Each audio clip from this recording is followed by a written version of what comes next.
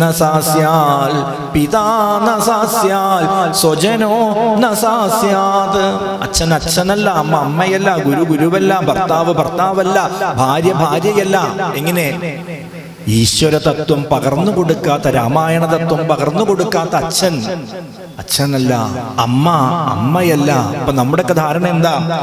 രക്ഷിതാക്കൾ എന്ന് പറഞ്ഞാൽ കുഞ്ഞുങ്ങൾക്ക് ആഹാരം ധാരാളമായിട്ട് കൊടുക്കുക, നല്ല വസ്ത്രങ്ങളൊക്കെ കൊടുക്കുക, നല്ല വിദ്യാഭ്യാസമൊക്കെ കൊടുക്കുക, അല്ലേ? പറ്റുകയാണെങ്കിൽ വിദ്യാഭ്യാസത്തിനനുസരിച്ചൊരു ജോലി വാങ്ങിച്ചു കൊടുക്കുക, അത് കഴിഞ്ഞിട്ട് അല്ലേ ഒരു കല്യാണമൊക്കെ കഴിപ്പിച്ചു കൊടുക്കുക, പറ്റുകയാണെങ്കിൽ ഒരു വീടും ഉണ്ടാക്കി കൊടുക്കുക. എന്നിട്ട് രണ്ടിനും കൂടി അതിൻ്റെ ഉള്ളിലേക്ക് ഇട്ട് അടച്ചിട്ട് ഒരു ഡയലോഗ് ഉണ്ട്. എന്താ ഡയലോഗ്? ഇനി അവരായി പിന്നെ പാടായില്ല, അവരെ കഷ്ടപ്പാടായി അല്ലേ. ഇങ്ങനെ അവരുടെ കഷ്ടപ്പാടിലേക്ക് തള്ളിവിടലൊന്നും അല്ല ആരുടെ ജോലി. അച്ഛനമ്മമാർ ഇതൊന്നും നിങ്ങൾ ചെയ്യേണ്ടെന്ന്, വീടുണ്ടാക്കലൊക്കെ അവരുടെ ബാധ്യതയാണ്, നമ്മൾ ഉണ്ടാക്കി കൊടുക്കേണ്ട ആവശ്യമൊന്നുമില്ല. അപ്പൊ നോക്കൂ, പക്ഷെ നമുക്ക് ചെയ്യേണ്ട ഒരു കാര്യമുണ്ട്, അത് നമ്മൾ ചെയ്യില്ല. അതെന്ത് വേണം? കുഞ്ഞായിരിക്കുമ്പോ തന്നെ ഇപ്പൊ മാതാ പിതാ ഗുരു ദൈവം എന്ന് പറഞ്ഞതുപോലെ തിരിച്ചു വരാം. ധർമ്മം അർത്ഥം കാമം മോക്ഷം. അപ്പൊ എന്താ ഈ ധർമാർത്ഥ കാമ മോക്ഷങ്ങൾ എന്ന് പറഞ്ഞാൽ? ധർമ്മത്തിലൂടെ അർത്ഥം, അർത്ഥത്തിലൂടെ കാമം, കാമത്തിലൂടെ മോക്ഷം. ഇതൊരു ക്രമമുണ്ട്. അർത്ഥം സമ്പാദിക്കണം. എങ്ങനെയാ? ധാർമ്മികമായിട്ട് വേണം അർത്ഥം സമ്പാദിക്കാൻ. ഏത് രീതിയിലും അർത്ഥം സമ്പാദിക്കാൻ പാടില്ല. ഇപ്പൊ നമ്മളൊക്കെ സാധാരണ പറയാം, എങ്ങനെയെങ്കിലും അരിക്കാശ് ഉണ്ടാക്കണ്ടേ എന്ന് പറയും നാട്ടിലല്ലേ. അതെങ്ങനെയെങ്കിലും ഉണ്ടാക്കാന്നുള്ളിടത്താണ് തെറ്റ്. നമുക്ക് പണമൊക്കെ വേണം, പക്ഷെ അതെങ്ങനെ ഉണ്ടാക്കണം? ധാർമ്മികമായിട്ട് വേണം സമ്പാദിക്കാൻ. ധാർമ്മികമായി സമ്പാദിക്കുന്ന അർത്ഥത്തിനെ നിലനിൽപ്പുണ്ടാവുള്ളൂ. അപ്പൊ ധാർമ്മികമായിട്ട് അർത്ഥം സമ്പാദിക്കുന്നു. അല്ലാത്തതൊക്കെ ആസുരികമായ രീതിയല്ലേ. ഇപ്പൊ ഹിരണ്യകശിപുവിന്റെ പുത്രനായിരിക്കണം പ്രഹ്ലാദകുമാരനെ പഠിപ്പിക്കാൻ വേണ്ടി ശുക്രാചാര്യരുടെ മക്കളായ ചണ്ടാമർക്കന്മാരെ ഏൽപ്പിച്ചു. അവിടെ പഠനം തുടങ്ങുന്നുണ്ട്. സിലബസ് കുറച്ചു. ഇത്ര ഇപ്പല്ലേ കുട്ടികൾക്ക് പഠനഭാരം അധികമാണ്, സിലബസ് ഇത്ര വേണ്ട, കുറച്ച് കുറയ്ക്കാം. അങ്ങനെ കുറച്ചു. ആദ്യത്തേതും അവസാനത്തെയും 2 യൂണിറ്റ് വെട്ടിക്കളഞ്ഞു. ധർമ്മം അർത്ഥം കാമം മോക്ഷം. ആദ്യത്തെ ധർമ്മവും വെട്ടി, അവസാനത്തെ മോക്ഷവും വെട്ടി. 2 കാര്യം പഠിപ്പിക്കുള്ളൂ. ഒന്ന് അർത്ഥം, മറ്റൊന്ന് കാമം. എന്താ അതിന്റെ ആശയം? പണം സമ്പാദിച്ചോളൂ, ആ പണം കൊണ്ട് എന്തൊക്കെ ആഗ്രഹങ്ങൾ വച്ചാൽ സാധിച്ചോളൂ. അപ്പൊ ആദ്യത്തേതും അവസാനത്തേതും വെട്ടിക്കളഞ്ഞാൽ പിന്നെ അതൊരു വലിയ കാര്യമില്ല. നാണം കെട്ടും പണം നേടിക്കൊള്ളുവിൻ, നാണക്കേടാ പണം തീർത്തുകൊള്ളും. നാണം കെട്ടും പണം നേടിക്കൊള്ളുവിൻ, നാണക്കേടാ പണം തീർത്തുകൊള്ളും. ഇത് കേട്ടിട്ട് ആരും രാമായണം കേട്ടിട്ട് പഠിച്ചത് എന്ത്? നാണം കേട്ടിട്ടും പണം. അങ്ങനെ കേൾക്കരുതേ. ഇതൊക്കെ ഹിരണ്യകശിപുവിനെ പഠിപ്പിച്ചു കൊടുത്തതാ. അപ്പൊ എത്ര നാണം കെട്ടിട്ടായാലും പണം ഉണ്ടാക്കിക്കോളൂ. പണം ഉണ്ടായാൽ പിന്നെ നിങ്ങൾ നാട്ടിൽ വലിയ ആളാവും. പഴയ നാണക്കേടൊന്നും ആരും ഓർക്കില്ല. അങ്ങനെയല്ല. അർത്ഥം എങ്ങനെ സമ്പാദിക്കണം? ധാർമ്മികമായിട്ട് സമ്പാദിക്കണം. ആ ധാർമ്മികമായിട്ട് സമ്പാദിച്ച അർത്ഥത്തെ എന്തിനു പ്രയോജനപ്പെടുത്തണം? സാധുവായ കാമങ്ങൾ സാധിക്കാൻ. ആ കാമങ്ങൾ എങ്ങനെയായിരിക്കണം? മോക്ഷഹേതുവായിരിക്കണം കാമം. ഇപ്പൊ തീർത്ഥാടനം നടത്തുന്നു അല്ലേ? വിവിധ ക്ഷേത്രങ്ങളിലെ വിവിധ ക്ഷേത്ര തീർത്ഥങ്ങളിലേക്കൊക്കെ പോകണമെങ്കിൽ എന്ത് വേണം? പണം വേണം. അങ്ങനെ ധാർമ്മികമായി സമ്പാദിച്ച അർത്ഥത്തെ ഇതിനൊക്കെ ഉപയോഗിക്കാം. ഇപ്പൊ രാമായണം വാങ്ങുക, പണം വേണ്ടേ? പുസ്തകം വാങ്ങാൻ വേണം. അത് വായിക്കുക, പഠിക്കുക, പ്രഭാഷണങ്ങൾ, യജ്ഞങ്ങളോടത്തൊക്കെ എത്തിപ്പെടുക, ഇതിനൊക്കെ സാമ്പത്തികം വേണം. അപ്പോ നമ്മുടെ കയ്യിലുള്ള അർത്ഥം ഇത്തരത്തിൽ സാധുവായ കാമങ്ങൾക്ക് ഉപയോഗിക്കുക. അതുവഴി എവിടെ എത്തിച്ചേരാൻ പറ്റണം? മോക്ഷത്തിലേക്ക് എത്തിച്ചേരാൻ പറ്റണം. അതാണ് ഇതിഹാസത്തിന്റെ പ്രത്യേകത. ധർമാർത്ഥ കാമ മോക്ഷാണാം ഉപദേശ സമന്വിതം. അതിനുള്ള ഉപദേശങ്ങളാണ് ഇതിഹാസത്തിലധികം. നോക്കൂ, രാമായണം കൂടെ തുടങ്ങുമ്പോൾ ഇപ്പൊ നാളെ നമ്മൾ ഗംഭീരമായ ഉപദേശം ചർച്ച ചെയ്യും. ലക്ഷ്മണകുമാരന് ശ്രീരാമചന്ദ്രസ്വാമി കൊടുക്കുന്ന ഉപദേശം 2ഉം 3ഉം സ്ഥലങ്ങളിലായിട്ട് ലക്ഷ്മണോപദേശം കാണാം നമുക്ക്, അല്ലേ? വത്സ സൗമിത്രേ കുമാര നീ കേൾക്കണം, മത്സരാദ്യം വെടിഞ്ഞെന്നുടെ വാക്കുകൾ, നിന്നാൽ അസാധ്യമായില്ലൊരു കർമ്മവും നിർണയമെങ്കിലും ഒന്നിതു കേൾക്ക നീ എന്നും പറഞ്ഞ് ദേഷ്യത്തെ നിയന്ത്രിക്കേണ്ടതിന്റെ ആവശ്യകത പറഞ്ഞുകൊണ്ടൊരു ഉപദേശം.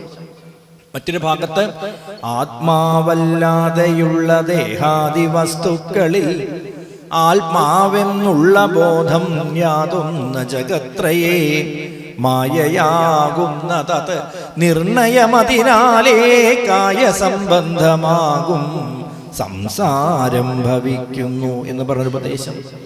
പിന്നെ ഭഗവാന്റെ പൂജ ക്രിയാമാർഗ ഉപദേശം.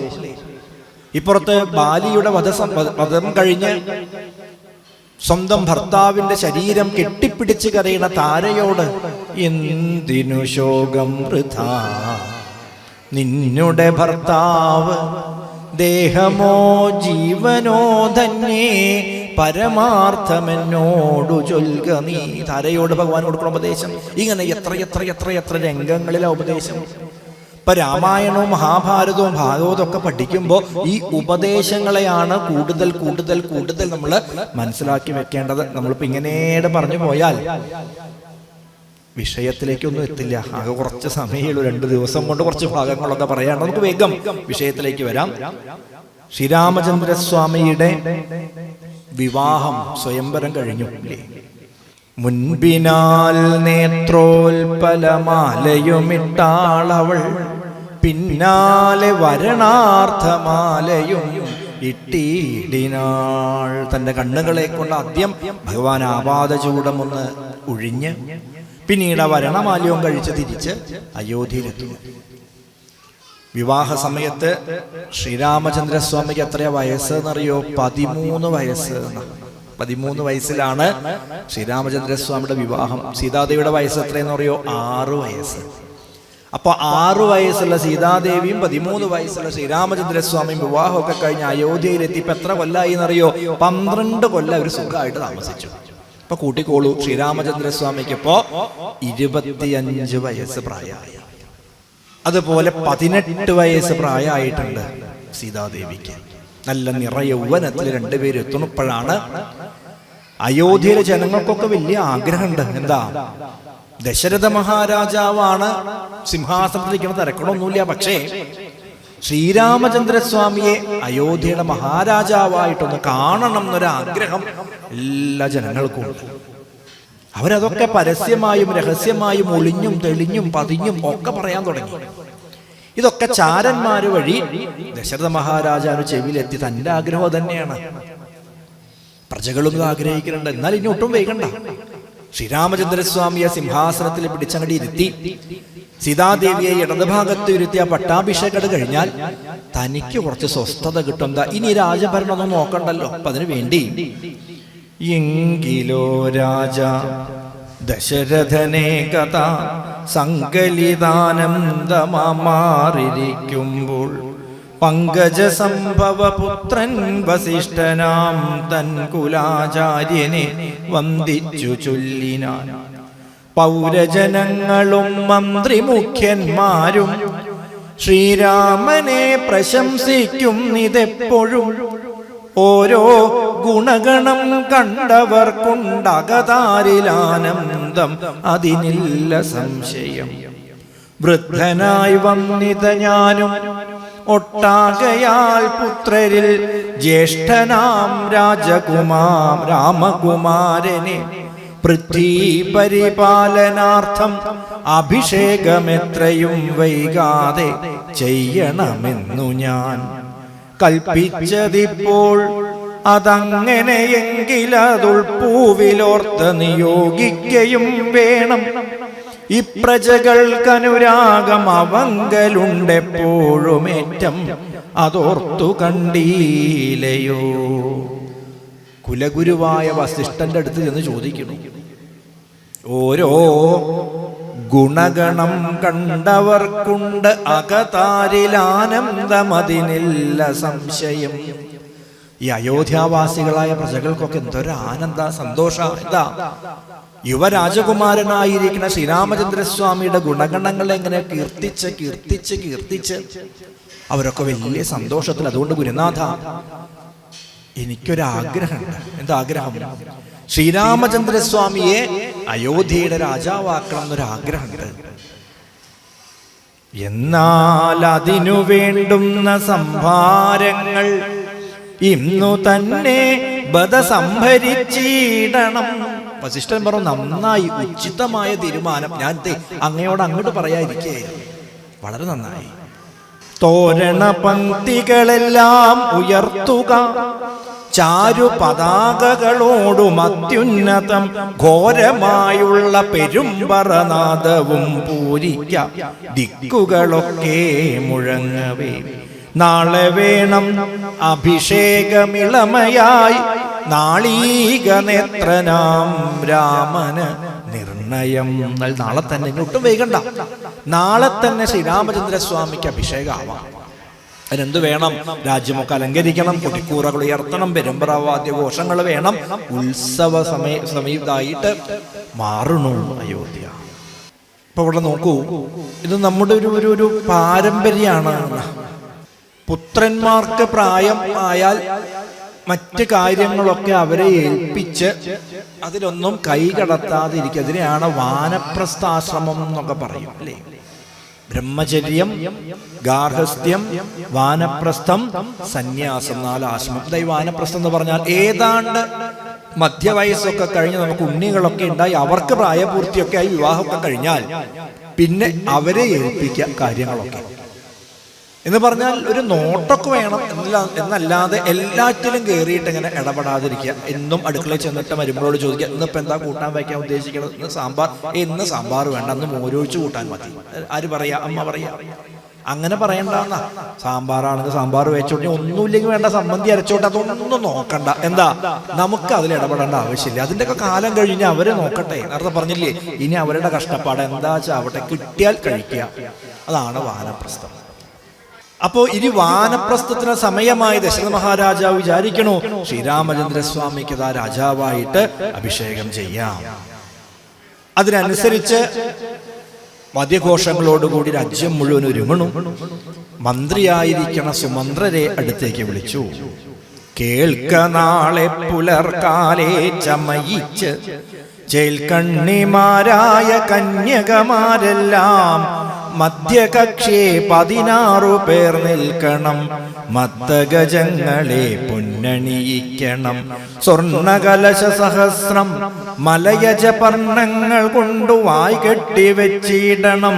പുത്തൻ പുലിത്തോൽ വരുത്തുക മുന്നിഹ ഛത്രം സുവർണദണ്ഡം മണിശോഭിതം. മുക്താമണിമാല്യരാജിത നിർമ്മല വസ്ത്രങ്ങൾ, മാല്യങ്ങൾ, ആഭരണങ്ങളും സൽകൃതന്മാരാം മുനിജനം വന്നിഹ നിൽക്ക കുശപാണികളായി. ദീപാവലികളും വേണം, ദേവാലയങ്ങൾ തോറും ബലിപൂജയും. നോക്കൂ, എല്ലാവിധത്തിലുള്ള ആഘോഷങ്ങൾക്കും അയോധ്യ ഒരുങ്ങിക്കഴിഞ്ഞു എന്നാണ്. ഈ സമയത്ത് ദശരഥ മഹാരാജാവ് നേരിട്ട് ശ്രീരാമചന്ദ്രസ്വാമിയെ കാണാൻ വേണ്ടി ചെന്നു. വസിഷ്ഠ മഹർഷിയുടെ കൂടെ, പുണ്യവാനായേൻ അടിയനതീവ കേളിന്നു പാദോദക തീർത്ഥം ധരിക്കയാലെന്നിങ്ങനെ രാമചന്ദ്രവാക്യം കേട്ടു നന്നായി ചിരിച്ച് വസിഷ്ഠൻ അരുൾ ചെയ്തു. നോക്കൂ, ഗുരുനാഥനായിരിക്കണ വസിഷ്ഠന്റെ പാദങ്ങളൊക്കെ കഴുകി ആ തീർത്തൊക്കെ ശിരസിൽ അണിഞ്ഞിട്ട് ശ്രീരാമചന്ദ്രസ്വാമി പറഞ്ഞു, അത്രേ ഗുരുനാഥ സന്തോഷായി. എന്താ കാരണം? ഗുരോരനുഗ്രഹേണൈവാപുമാൻ പൂർണ്ണ പ്രശാന്തയേ. ഗുരുനാഥന്റെ അനുഗ്രഹം കൊണ്ടാണ് ഒരു വ്യക്തിക്ക് പൂർണ്ണത ഉണ്ടാവുക. അങ്ങ് എഴുന്നള്ളി വന്നു, അങ്ങയുടെ പാദതീർത്തൊക്കെ ധരിക്കാൻ പറ്റി എന്ന് പറഞ്ഞ് നമസ്കരിച്ചു. ഇത് കേട്ടപ്പോ നന്നായി ചിരിച്ചു. വസിഷ്ഠനൊന്ന് പുഞ്ചിരിച്ചു. വസിഷ്ഠനെ ഒന്ന് പുഞ്ചിരിച്ചു. എന്താ ചിരിക്കൊരർത്ഥം? കേമാവണുണ്ട് അഭിനയം അല്ലേ? ഈ രാമനാരാ എന്ന് വസിഷ്ഠ മഹർഷിക്ക് നന്നായിട്ടറിയാം. മാനുഷനല്ല രാമൻ, സാക്ഷാൽ പരബ്രഹ്മം. സാക്ഷാൽ പരബ്രഹ്മസ്വരൂപനായിരിക്കുന്ന രാമനാണപ്പോൾ മനുഷ്യനെ പോലെ ഗുരുനാഥനായ തന്റെ പാദങ്ങളൊക്കെ കഴുകി തീർത്തൊക്കെ ധരിച്ച് ഒന്ന് ചിരിച്ചു. എന്താ ചിരിച്ചത്? മനസ്സിൽ പറഞ്ഞു, നിന്മായ മഹാമായ മോഹിപ്പിക്കായികമാം. കാര്യമൊക്കെ നന്നായി, പക്ഷെ രാമ ഈ മായാപ്രയോഗം എൻ്റെ അടുത്ത് വേണ്ട. എന്താ, എനിക്കിത് വ്യക്തമായിട്ട് അറിയാം.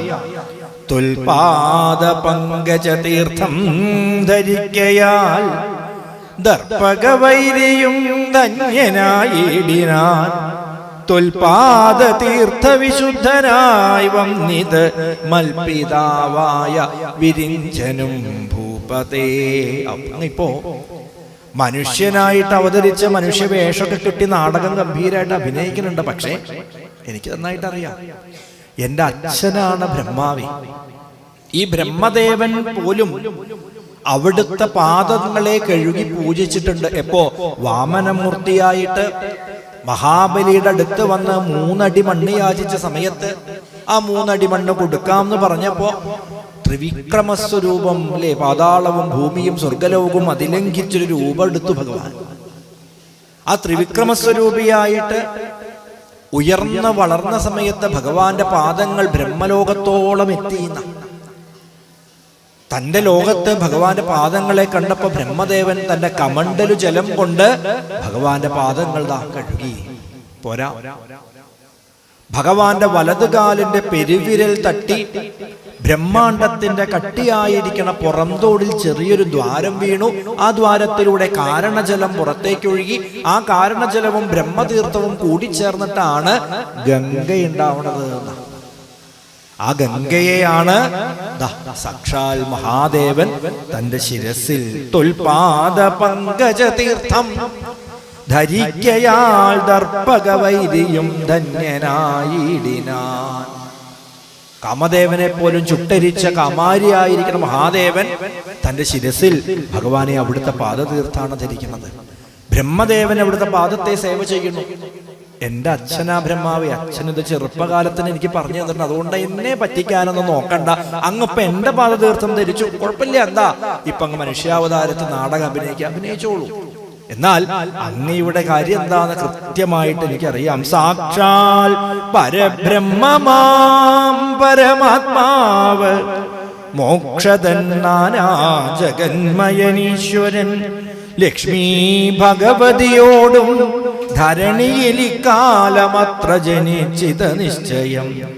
ദേവകാര്യാർത്ഥ സിദ്ധ്യർത്ഥം കരുണയാ രാവണനെ കൊന്നു താപം കെടുപ്പാനും ഭക്തജനത്തിനു മുക്തി സിദ്ധിപ്പാനും ഇത്തം അവതരിച്ചിടിന ശ്രീപദേ. വസിഷ്ഠൻ തൊഴുതുകൊണ്ട് പറയാം, എന്റെ മുമ്പിൽ അങ്ങ് ഈ വേഷം കെട്ടലൊന്നും വേണ്ടെന്ന, അങ്ങ് ആരാന്ന് എനിക്ക് ശരിക്കറിയാം. രാവണവധമൊക്കെ ചെയ്ത് ഭൂമിയിൽ സജ്ജനങ്ങളെ പരിപാലിക്കാൻ വേണ്ടി വന്ന സാക്ഷാൽ പരബ്രഹ്മ സ്വരൂപാണ് അവിടുന്ന്. ദേവകാര്യാർത്ഥ സിദ്ധ്യർത്ഥം. നമ്മൾ എപ്പോഴും പഠിച്ചു വെച്ച 2 ശ്ലോകം ഉണ്ടല്ലോ. യദാ യദാ ഹി ധർമ്മസ്യ ഗ്ലാനിർഭവതി ഭാരത അഭ്യുത്ഥാനമധർമ്മസ്യ തദാത്മാനം പരിത്രാണായ സാധൂനാം വിനാശായ ച ദുഷ്കൃതാം ധർമ്മ സംസ്ഥാപനാർത്ഥായ സംഭവാമി യുഗേ യുഗേ. ധർമ്മത്തെ പുനഃസ്ഥാപിക്കാൻ വേണ്ടിയതാണ് ദേവകാര്യാർത്ഥ സിദ്ധ്യർത്ഥം. ആ ദേവകാര്യങ്ങൾ സാധിക്കാൻ വേണ്ടിയിട്ടാണ് അവിടുന്ന് അവതരിച്ചതെന്നറിയാം. എന്നാൽ ഇപ്പോ ഒരു കാര്യം അവിടുത്തോട് പറയാനായിട്ടാണ് ഞാൻ വന്നത്. രാജാ ദശരഥൻ ചൊന്നതു കാരണം രാജീവനേത്ര വന്നേനിവിടേക്കു ഞാൻ ഉണ്ടഭിഷേകമടുത്ത നാളെന്നത് കണ്ടു ചൊൽവാനായുഴറി വന്നേനഹം. അങ്ങപ്പോ എന്റെ മുമ്പിൽ അഭിനയിച്ചില്ല, അതുപോലെ ഞാനും എന്റെ റോള് അങ്ങനെ പറയില്ലേ, എനിക്ക് കിട്ടിയ രംഗം ഞാനും അഭിനയിക്കാണ്. ഞാൻ ഇപ്പൊ വന്നത് എന്താണെന്നറിയോ? അച്ഛൻ പറഞ്ഞയച്ചു വന്നതാ. നാളെ അവിടുത്തെ അഭിഷേകമാണ്. അപ്പോ അഭിഷേകത്തിന്റെ തലേ ദിവസം ചില ചിട്ടകളൊക്കെ ഉണ്ട്. എന്താ? വൈദേഹിയോടും ഉപവാസവും ചെയ്ത് മേദിനി തന്നിൽ ശയനവും ചെയ്യണം, ബ്രഹ്മചര്യത്തോടിരിക്കാം.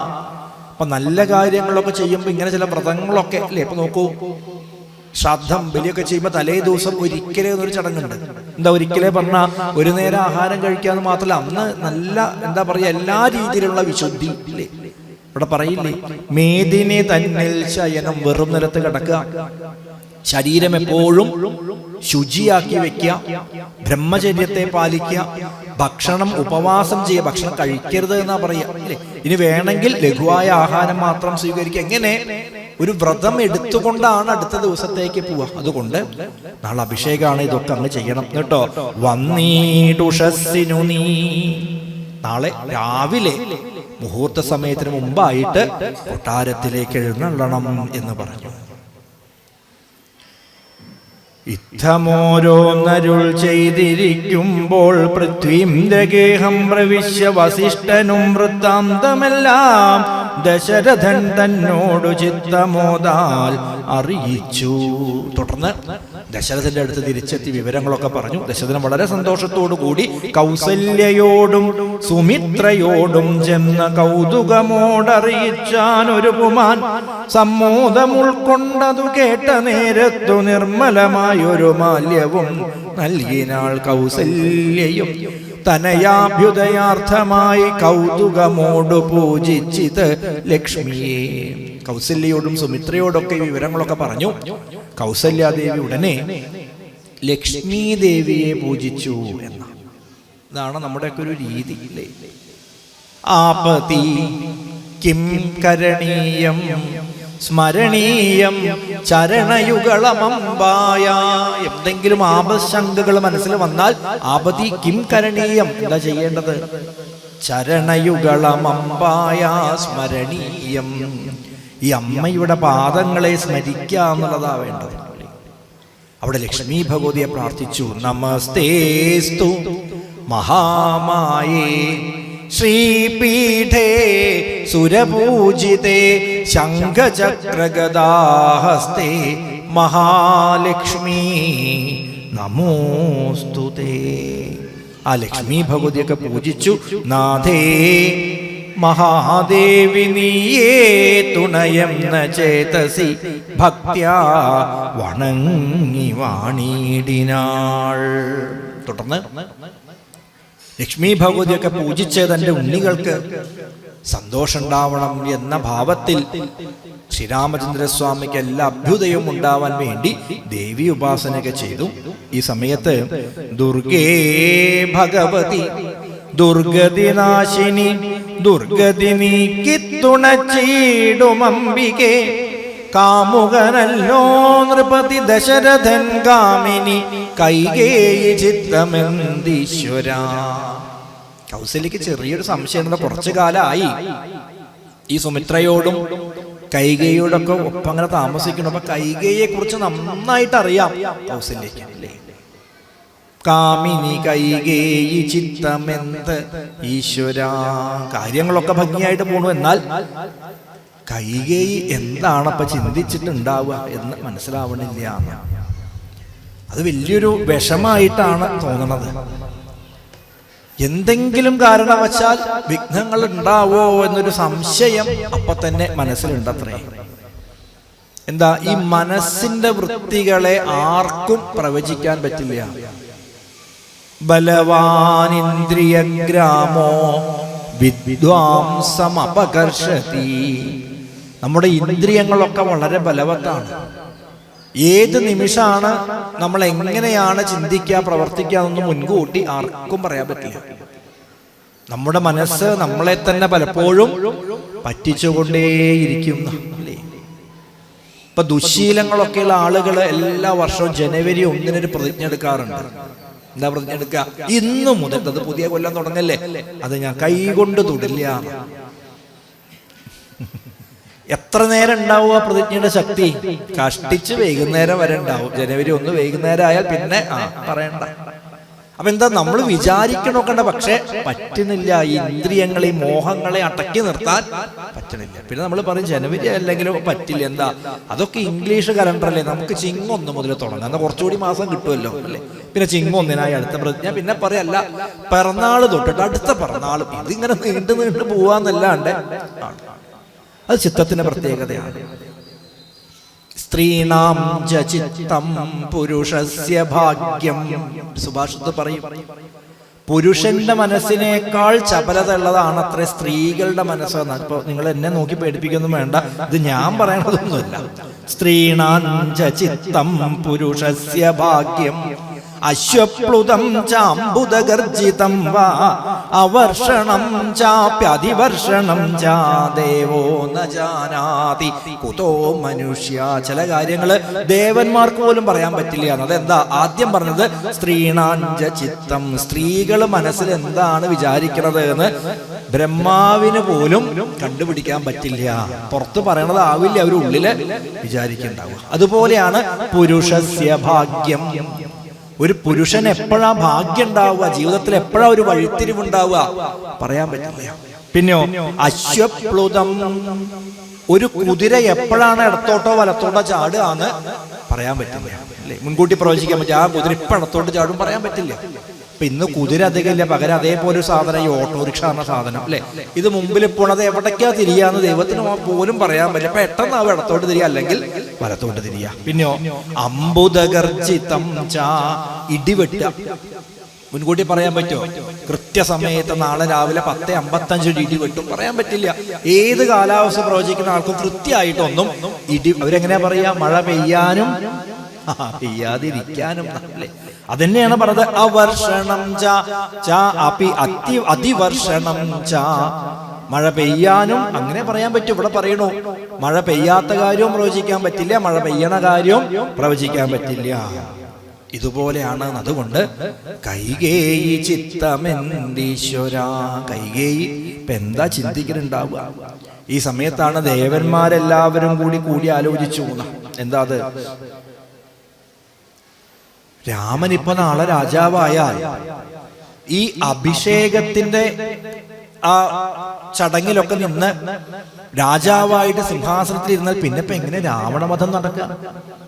ശ്രീരാമചന്ദ്രസ്വാമിയായിട്ട് അവതരിച്ച് രാജ്യം ഭരിച്ചിവിടെ ഇരിക്കാനൊന്നുമില്ല, പിന്നെ വലിയൊരു ഒരു ഉദ്യമത്തിന് വേണ്ടിയിട്ടാ ഈ അവതാരം.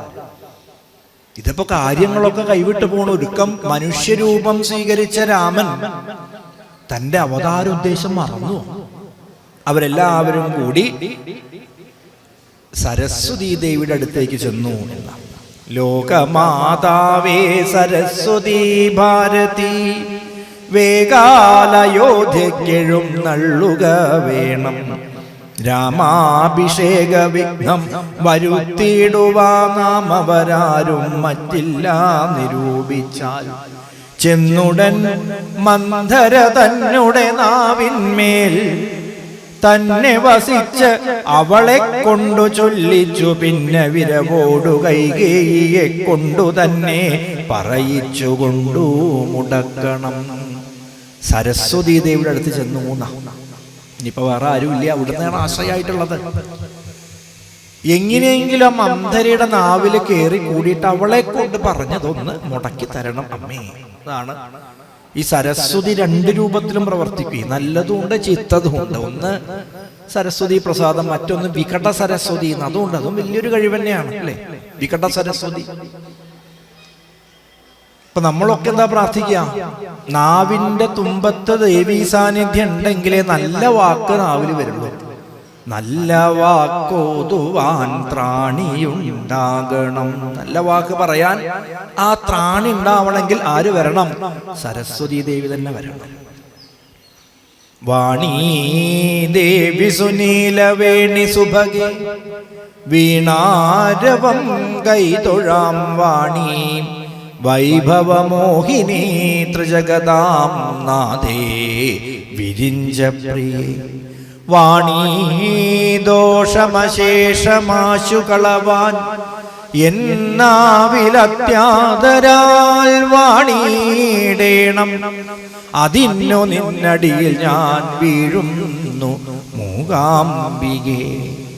വാണീ നിൻ കൃപ കാണി വേണമതിനായി, ഏണാംഗ ബിംബാനനേ വീണേൻ തൊൽപദ പങ്കജത്തിലടിയൻ. വാണീ മനോഹാരിണി, വാണീ നിർജിത വേണുഗാന മധുരേ, വാണീ ഗുണം നൽകുവാൻ വാണീടന്റെ രസജ്ഞയായ മണിമഞ്ചം തന്നിൽ മൂകാംബികേ നീ. നമ്മുടെ നാവ് തന്നെയാണ് എന്ത്? മണിമണ്ഡപം. ഇപ്പൊ നവരാത്രി മണ്ഡപം ഒരുങ്ങുകയാണ് നമ്മുടെ മുമ്പിൽ.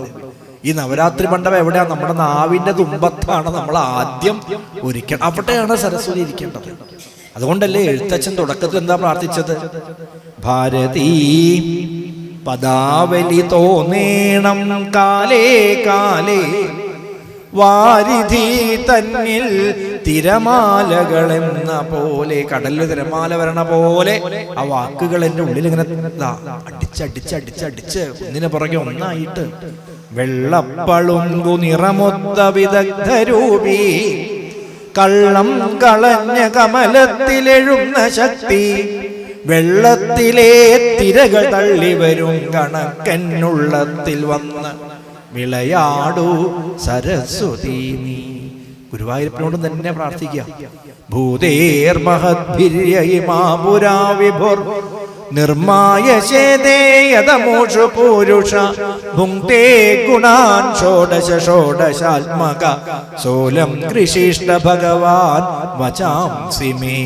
കമനീയ കിശോരമുഗ്ധമൂർത്തേ കളവേണു കുണിതാധൃതാനനെന്തോ മമ വാചി വിജൃംഭതാ മുരാരേ മധുരിം ന കണികാപി കാപി കാപി. എന്റെ നാവിന്റെ തുമ്പത്ത് അവിടുന്ന് വന്നിരിക്കണം.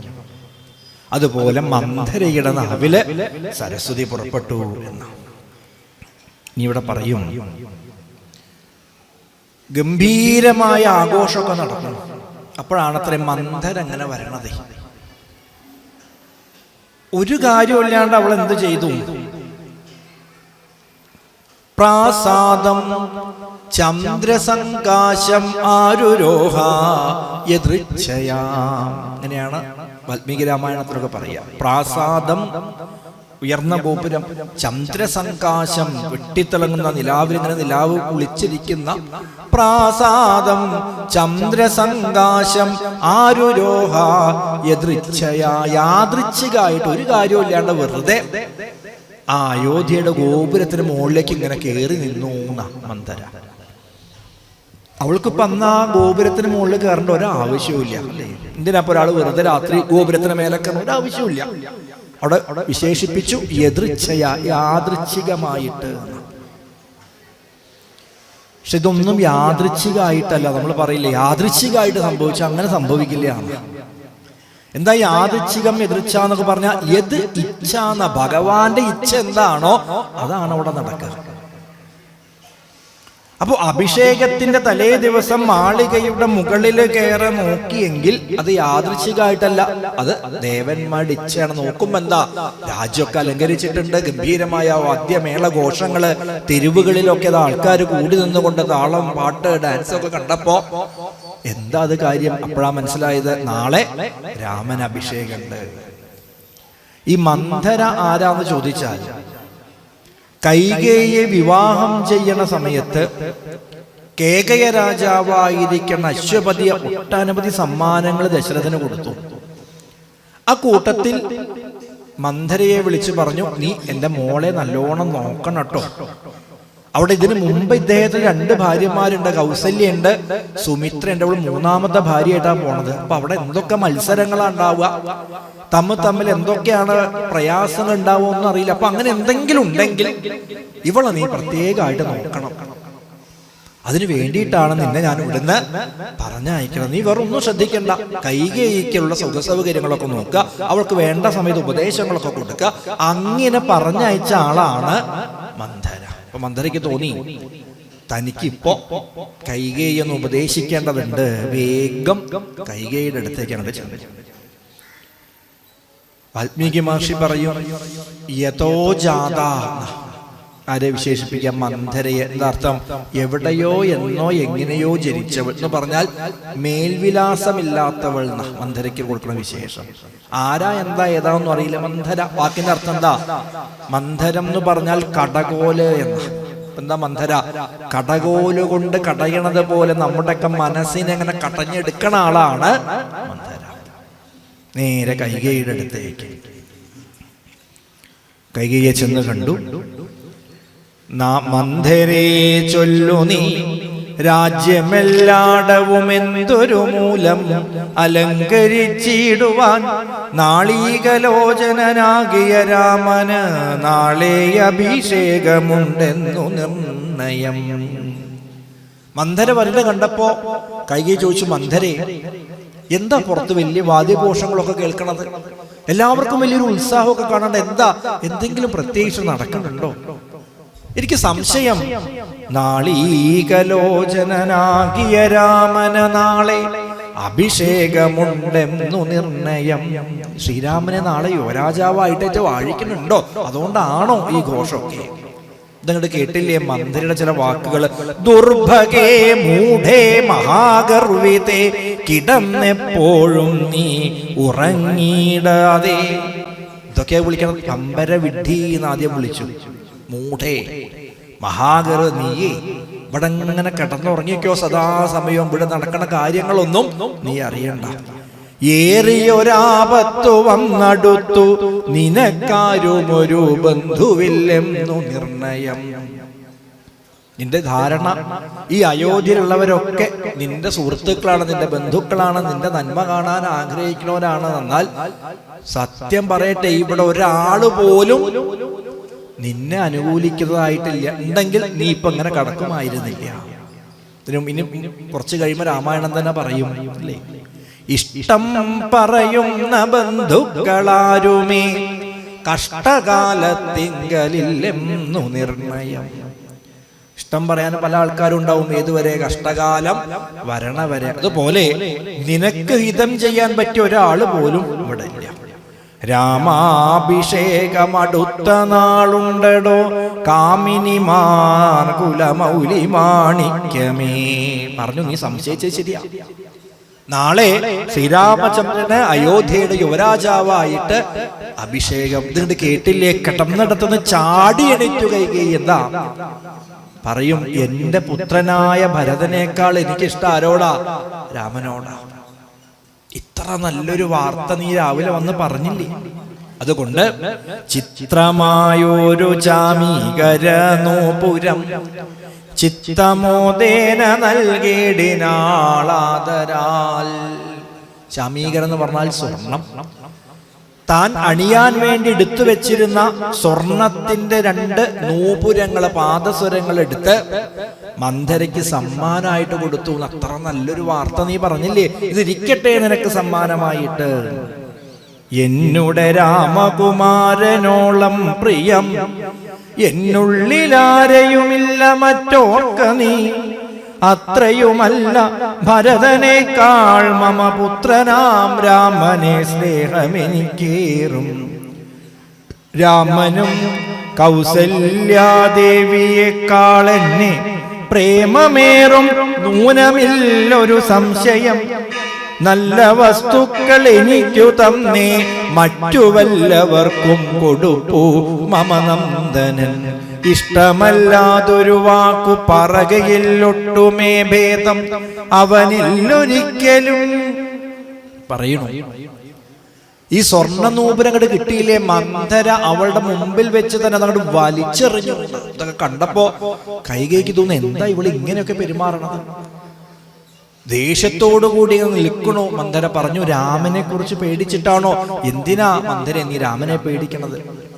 എനിക്ക് എന്റെ പുത്രനായ ഭരതനേക്കാളും ഇഷ്ടമാണ് ഈ രാമനെ. മാത്രമല്ല, രാമനും അങ്ങനെ തന്നെയാണ്. അമ്മയായ കൗസല്യേക്കാൾ എപ്പോഴും എന്നോടാണ് രാമൻ ഇഷ്ടം. എന്തെങ്കിലും നല്ല നല്ല വസ്തുക്കളൊക്കെ കിട്ടിയാൽ, നല്ല വസ്തുക്കൾ എനിക്കു തന്നേ മറ്റു വല്ലവർക്കും കൊടുക്കൂ മമ നന്ദന. പ്രയോഗം നോക്കൂ, മമ നന്ദൻ, എന്റെ കുട്ടി. ഇപ്പൊ എന്തെങ്കിലുമൊക്കെ നല്ല സാധനങ്ങൾ കിട്ടിയാൽ ആദ്യം എനിക്ക് തന്നിട്ടേ സ്വന്തം അമ്മയ്ക്ക് പോലും കൊടുക്കും. അത്ര നല്ല ഇഷ്ടമാണ് ആ കുട്ടിക്ക്, അല്ലെങ്കിൽ എനിക്ക് അവനോടും അവൻ എന്നോടും. പിന്നെന്താ നിനക്ക് ഇങ്ങനെയൊക്കെ തോന്നാൻ കാരണം? മൂഢേ, നിനക്കെന്തു രാമങ്കൽ നിന്നൊരു പേടിയുണ്ടാവാൻ അവകാശമായതും. എന്തിനാ പേടിക്കണത്? അപ്പോഴാണ് നേരത്തെ പറഞ്ഞ പോലെ സരസ്വതി യഥാർത്ഥത്തിൽ മന്ധരയുടെ നാവിലേക്ക് അങ്ങോട്ട് കയറി കൂടണത്. മന്ധര പറഞ്ഞു, കാര്യമൊക്കെ ശരിയാ. നീ പറഞ്ഞതൊക്കെ ശരിയാ, രാമന് സ്നേഹമുണ്ട്, നിനക്ക് രാമനെ ഇഷ്ടമാണ്, രാമൻ നിഷ്കളങ്കനാണ്, അതൊക്കെ ശരിയാ. പക്ഷേ നിനക്കെതിരൊരു വലിയ ഗൂഢാലോചന ഈ കൊട്ടാരത്തിൽ നടന്നത് നീ മാത്രം അറിഞ്ഞില്ല. ആട്ടെ, നിന്റെ മകൻ എവിടെ? ഭരതൻ. കൈകി പറഞ്ഞു അവൻ അമ്മാവന്റെ അടുത്തേക്ക് പോയി. ഓഹോ, ആരാ പറഞ്ഞയച്ചത്? ദശരഥ മഹാരാജാവാ പറഞ്ഞയച്ചത്. കണ്ടു, അവിടെ തുടങ്ങി ഗൂഢാലോചന. രാമനെ ഇവിടെ അഭിഷേകം ചെയ്യുന്ന സമയത്ത് നിന്റെ പുത്രനായ ഭരതൻ ഇവിടെ ഉണ്ടെങ്കിൽ അതൊരു ശല്യാന്ന് വിചാരിച്ചിട്ടാണ് നീ പോലും അറിയാതെ, അല്ലെങ്കിൽ നിന്റെ സമ്മതം പോലും നോക്കാണ്ട് നിന്റെ മകനായ ഭരതനെ കേകയ രാജ്യത്തിലേക്ക് പറഞ്ഞയച്ചു. ഭരതനോട് കുറച്ചധികം ഇഷ്ടം പുലർത്തുന്ന ആളാ ശത്രുഘ്നൻ. ആ ശത്രുഘ്നെയും ഭരതന്റെ, ഇതാണ് ഗൂഢാലോചനയുടെ ഒന്നാമത്തെ ഘട്ടം. രണ്ടാമത്തെ ഘട്ടം പറഞ്ഞു തരാം. നീ മാത്രമേ അയോധ്യയിൽ അറിയാൻ ബാക്കിയുള്ളൂ. എന്ത്? രാമന് നാളെ അഭിഷേകം. സുമിത്രയ്ക്ക് അറിയാം, കൗസല്യക്ക് അറിയാം, ലക്ഷ്മണൻ അറിയാം, ഇവിടെയുള്ള എല്ലാവർക്കും അറിയാം. നിന്നോടാരും പറഞ്ഞതുമില്ല, നീ ഒട്ടും അറിഞ്ഞതുമില്ല. അതാണ് രണ്ടാമത്തെ ഗൂഢാലോചന. ഇതൊക്കെ ഇങ്ങനെ കേട്ടപ്പോ കൈകേയിക്ക് കുറേശ്ശെ തോന്നാൻ തുടങ്ങി. സാരല്ലേ, എന്നാലും രാമനല്ലേ രാജാവാൻ, കുഴപ്പമില്ല. പറഞ്ഞു രാമൻ രാജാവായിക്കോട്ടെ, പക്ഷെ അതിലേറെ വലിയൊരു കുഴപ്പമുണ്ട്. എന്താ? നാളെ പുലർന്നാൾ നൃപനായി രാമൻ കൗസല്യ പൃഥ്വീശ്വരനമ്മയായി. ഇന്നൊരൊറ്റ രാത്രി കൊണ്ട് സ്ഥിതികളൊക്കെ മാറുന്നു കൈകേയി. ഇപ്പോ സുമിത്ര, കൗസല്യ, കൈകേയി മൂന്നാളുകളാ ദശരഥന്റെ മഹാറാണിമാര്. നിങ്ങൾ 3 പേരും മഹാറാണിമാരാണെങ്കിലും എല്ലാവർക്കും അറിയാം ദശരഥ മഹാരാജാവിന് ഏറ്റവും ഇഷ്ടം കൈകേയി നിന്നോടൊപ്പം. റാണിമാരിലെ ഏറ്റവും സ്ഥാനം കിട്ടുന്നത് നിനക്ക്. എന്താ? ദശരഥൻ എപ്പോഴും നിന്റെ അന്തഃപുരത്ത് നിന്റെ കൂടെ ഉണ്ടാവുക. അതുകൊണ്ട് തന്നെ പ്രജകൾക്കും രാജസേവകർക്കും ഒക്കെ നിന്നെ കാണുമ്പോൾ ഒരു പ്രത്യേക ബഹുമാനമുണ്ട്. എന്താ? രാജാവിന് ഏറ്റവും ഇഷ്ടപ്പെട്ട റാണിയാണ്, അതുകൊണ്ട് നിന്നോടൊരു ബഹുമാനം. എന്നാൽ അതൊക്കെ തീരാൻ പോകും. നാളെ പുലർന്നാൽ നൃപനായി രാമൻ. ഇപ്പൊ നിനക്ക് ബഹുമാനം കിട്ടണം എന്തുകൊണ്ടാണെന്നറിയോ? രാജാവിന്റെ ഭാര്യ ആയതുകൊണ്ടാ, മഹാറാണി ആയതുകൊണ്ടാ. എന്നാൽ നാളെ നീ മഹാറാണിയല്ല. ആ പദവിയിലേക്ക് ആര് വരും? സീതാദേവി വരും. നാളെ നിന്റെ ഭർത്താവ് രാജാവും അല്ല. ആരാ രാജാവ്? രാമന. കൗസല്യ പൃഥ്വീശ്വരനമ്മയായി. അപ്പൊ നിനക്ക് മഹാറാണി പട്ടം നഷ്ടപ്പെടും. നിനക്ക് മാത്രമല്ല, കൗസല്യക്കും നഷ്ടപ്പെടും, സുമിത്രയ്ക്കും നഷ്ടപ്പെടും. എന്നാണെങ്കിൽ അങ്ങനെയല്ല, കൗസല്യക്ക് പ്രമോഷൻ. എന്താ പ്രമോഷൻ? മഹാറാണിയല്ല, രാജാവിന്റെ അമ്മയാണ്. നോക്കണേ, രാജാവിന്റെ ഭാര്യയേക്കാൾ ബഹുമാനം ആർക്ക് കിട്ടും? രാജാവിന്റെ അമ്മയ്ക്ക് കിട്ടില്ലേ? അപ്പൊ നിനക്കുള്ള സ്ഥാനം പോകുന്നു. മാത്രല്ല, നിന്നെക്കാളൊക്കെ എത്രയോ ഉയർന്ന സ്ഥാനം ആർക്ക് കിട്ടും? കൗസല്യക്ക്. നാളെ പുലർന്നാൽ നൃപനായി രാമൻ കൗസല്യ പൃഥ്വീശ്വരനമ്മയായി ഭൃത്യപ്പണിക്കായി ഭരതൻ. നിനക്കൊരു മകന്റെ പേര് ഭരതൻ എന്നൊക്കെയാ. പക്ഷെ അവന് എന്തിനു പറ്റും? ഈ രാമന്റെ ഭൃത്യപ്പണിക്ക്. നിനക്കുണ്ടൊരു ജോലി. നിനക്ക കൗസല്യതൻ മുറ്റം അടിച്ചു വാരാം. നാളെ രാവിലെ ആയാലേ ഒന്നും ആലോചിക്കേണ്ട, ചൂലെടുക്കുക, മുറ എടുക്കുക, എന്നിട്ട് കൗസല്യയുടെ കൊട്ടാരമുറ്റം അങ്ങനെ അടിക്കടിരും. കൗസല്യ റാണിയായിട്ട് രാജമാതാവായിട്ട് അവിടെ അങ്ങനെ ഇരിക്കും. ഇതിങ്ങനെ കേട്ടപ്പോഴാണ് ഇങ്ങനെയൊക്കെ ഒരു അപകടം ഉണ്ടോ? ഉണ്ട്. രാജ്യാഭിഷേകം കൃതം രാമനെങ്കിലോ രാജ്യാനുഭൂതി സൗമിത്രയ്ക്കു നിർണയം. ഭാഗ്യമത്രേ സുമിത്രയ്ക്ക് അതും കണ്ടു നിർഭാഗ്യയായോരു നീ ദാസിയായി നിത്യവും കൗസല്യ തന്നെ പരിചരിച്ചിടുക. മാത്രല്ല, അപ്പൊ നിനക്ക് തോന്നും സുമിത്രയോ? സുമിത്രയ്ക്ക് അതിലേറെ സൗഭാഗ്യ. രാമൻ പേരിനെ രാജാവായിട്ട് നിൽക്കുള്ളൂ. കാര്യങ്ങളൊക്കെ ആരാ നോക്കുക? ലക്ഷ്മണനാ നോക്കുക, അല്ലെ? വർക്കിംഗ് പ്രസിഡന്റ് എന്നൊക്കെ നമ്മൾ പറയില്ലേ? പ്രസിഡന്റിന്റെ സ്ഥാനത്ത് ഒരാള്, ബാക്കി കാര്യങ്ങളൊക്കെ നോക്കാൻ ലക്ഷ്മണൻ. അപ്പൊ ലക്ഷ്മണൻ എന്ത് കിട്ടും? രാജാവിന് കിട്ടുന്ന അതേ ബഹുമാനം കിട്ടും. ലക്ഷ്മണന്റെ അമ്മയായ സുമിത്രയ്ക്കും കൗസല്യക്ക് കിട്ടുന്ന അതേ ബഹുമാനം കിട്ടും. നീ മാത്രം അവിടെ ഒന്നും ആവാതിരിക്കും. ഇതൊക്കെ കേട്ടപ്പോ മന്ധരെ, ഞാൻ ഇത്രയൊന്നും വിചാരിച്ചില്ല കേട്ടോ. നീ പറയണതൊക്കെ ശരിയാണ്. ഇനിയിപ്പോ എന്താ ചെയ്യാ? എന്തായാലും ഇപ്പൊ രാമനെ രാജാവാക്കില്ലേ? പറഞ്ഞു, സാരല്ല, അതിനൊക്കെ ഞാനൊരു വഴി കണ്ടിട്ടുണ്ട്. നാട്ടിൽ നിന്നാട്ടിക്കളകിലുമാം ഒരു വട്ടം വരാതെ വധിച്ചിടുകിലുമാം തൊൽസുതൻ തന്നെ വാഴിക്കും നരവരൻ രാമനീരേഴാണ്ടു കാനനവാസവും ഭൂമി പാലാജ്ഞയാ ചെയ്യുമാറാക്കണം നാടടക്കം ഭരതന്നു വരും അതിപ്രൗഢകീർത്തിയ നിനക്കും വസിക്കാം ചിരം. ഇനി ഞാൻ പറയുന്നത് കൈകേയി നീ ശ്രദ്ധിച്ച് കേൾക്കണം. ഞാൻ പറയണത് പോലെ ചെയ്താൽ നാളെ രാമന് പകരം ആ സിംഹാസനത്തിൽ ആരിയിരിക്കും? നിന്റെ മകൻ ഭരതനിരിക്കും. രാമൻ നിന്റെ കൺവട്ടത്തുകൂടി ഉണ്ടാവില്ല. 10-14 വർഷം കാട്ടിലേക്ക് നമുക്ക് പറഞ്ഞയക്കാം. മഹാറാണിയായിട്ട് മാത്രമല്ല, രാജമാതാവായിട്ട്, അയോധ്യയുടെ മുഴുവൻ അധിപയായിട്ട് നിനക്ക് സുഖമായിട്ട് വാഴാം. ഇതൊക്കെ എങ്ങനെയാ സാധിക്കുക? ഓർമ്മിക്കണം, നിന്നോടു കൂടവേ വിണ്ണീലകമ്പുക്കു സന്നദ്ധനായി ചെന്നസുരരോടേറ്റപ്പോൾ ചിഹ്നമായി വന്നു രഥാക്ഷകീലം പോരിലെന്നതറിഞ്ഞതുമില്ല ദശരഥൻ സത്വരം കീലരന്ധ്രത്തിങ്കൽ നിന്നുട ഹസ്തദണ്ഡം സമാവേശ ധൈര്യേണ നീ ചിത്രമതേ പതിപ്രാണരക്ഷാർത്ഥമായി യുദ്ധം കഴിവോളം അങ്ങനെ നിന്നതും പണ്ട് ഓർമ്മിക്കണ്ടോ? നീ വർഷങ്ങൾക്ക് മുമ്പ് നടന്നതാ. ദേവാസുര യുദ്ധത്തിൽ ദേവന്മാരെ സഹായിക്കാൻ വേണ്ടി ദശരഥ മഹാരാജാവ് പോയി. അതിഗംഭീരമായ യുദ്ധം. ദശരഥ മഹാരാജാവിന്റെ കൂടെ ഇഷ്ടസഖിയായ നീയും തേരിലുണ്ടായിരുന്നു. അപ്പോഴാ നീ അത് കണ്ടത്. എന്താ? ഈ രഥത്തിന്റെ ചക്രം അങ്ങനെ ഉരുളുമ്പോ ആ ചക്രം വിട്ടുപോകാതിരിക്കാൻ വേണ്ടി ആ തണ്ടിലൊരു ദ്വാരം ഉണ്ടാക്കിയിട്ട് അതിൽ വലിയൊരു ആണി ഇങ്ങനെ ഇടും. അപ്പോ അതിങ്ങനെ തെറിച്ചു പോയില്ല. പക്ഷെ ഈ രഥം വേഗത്തിൽ ഇങ്ങനെ ഉരുണ്ടുരുണ്ട് പോയപ്പോ ഈ ആണി ഇളകി ചാടി.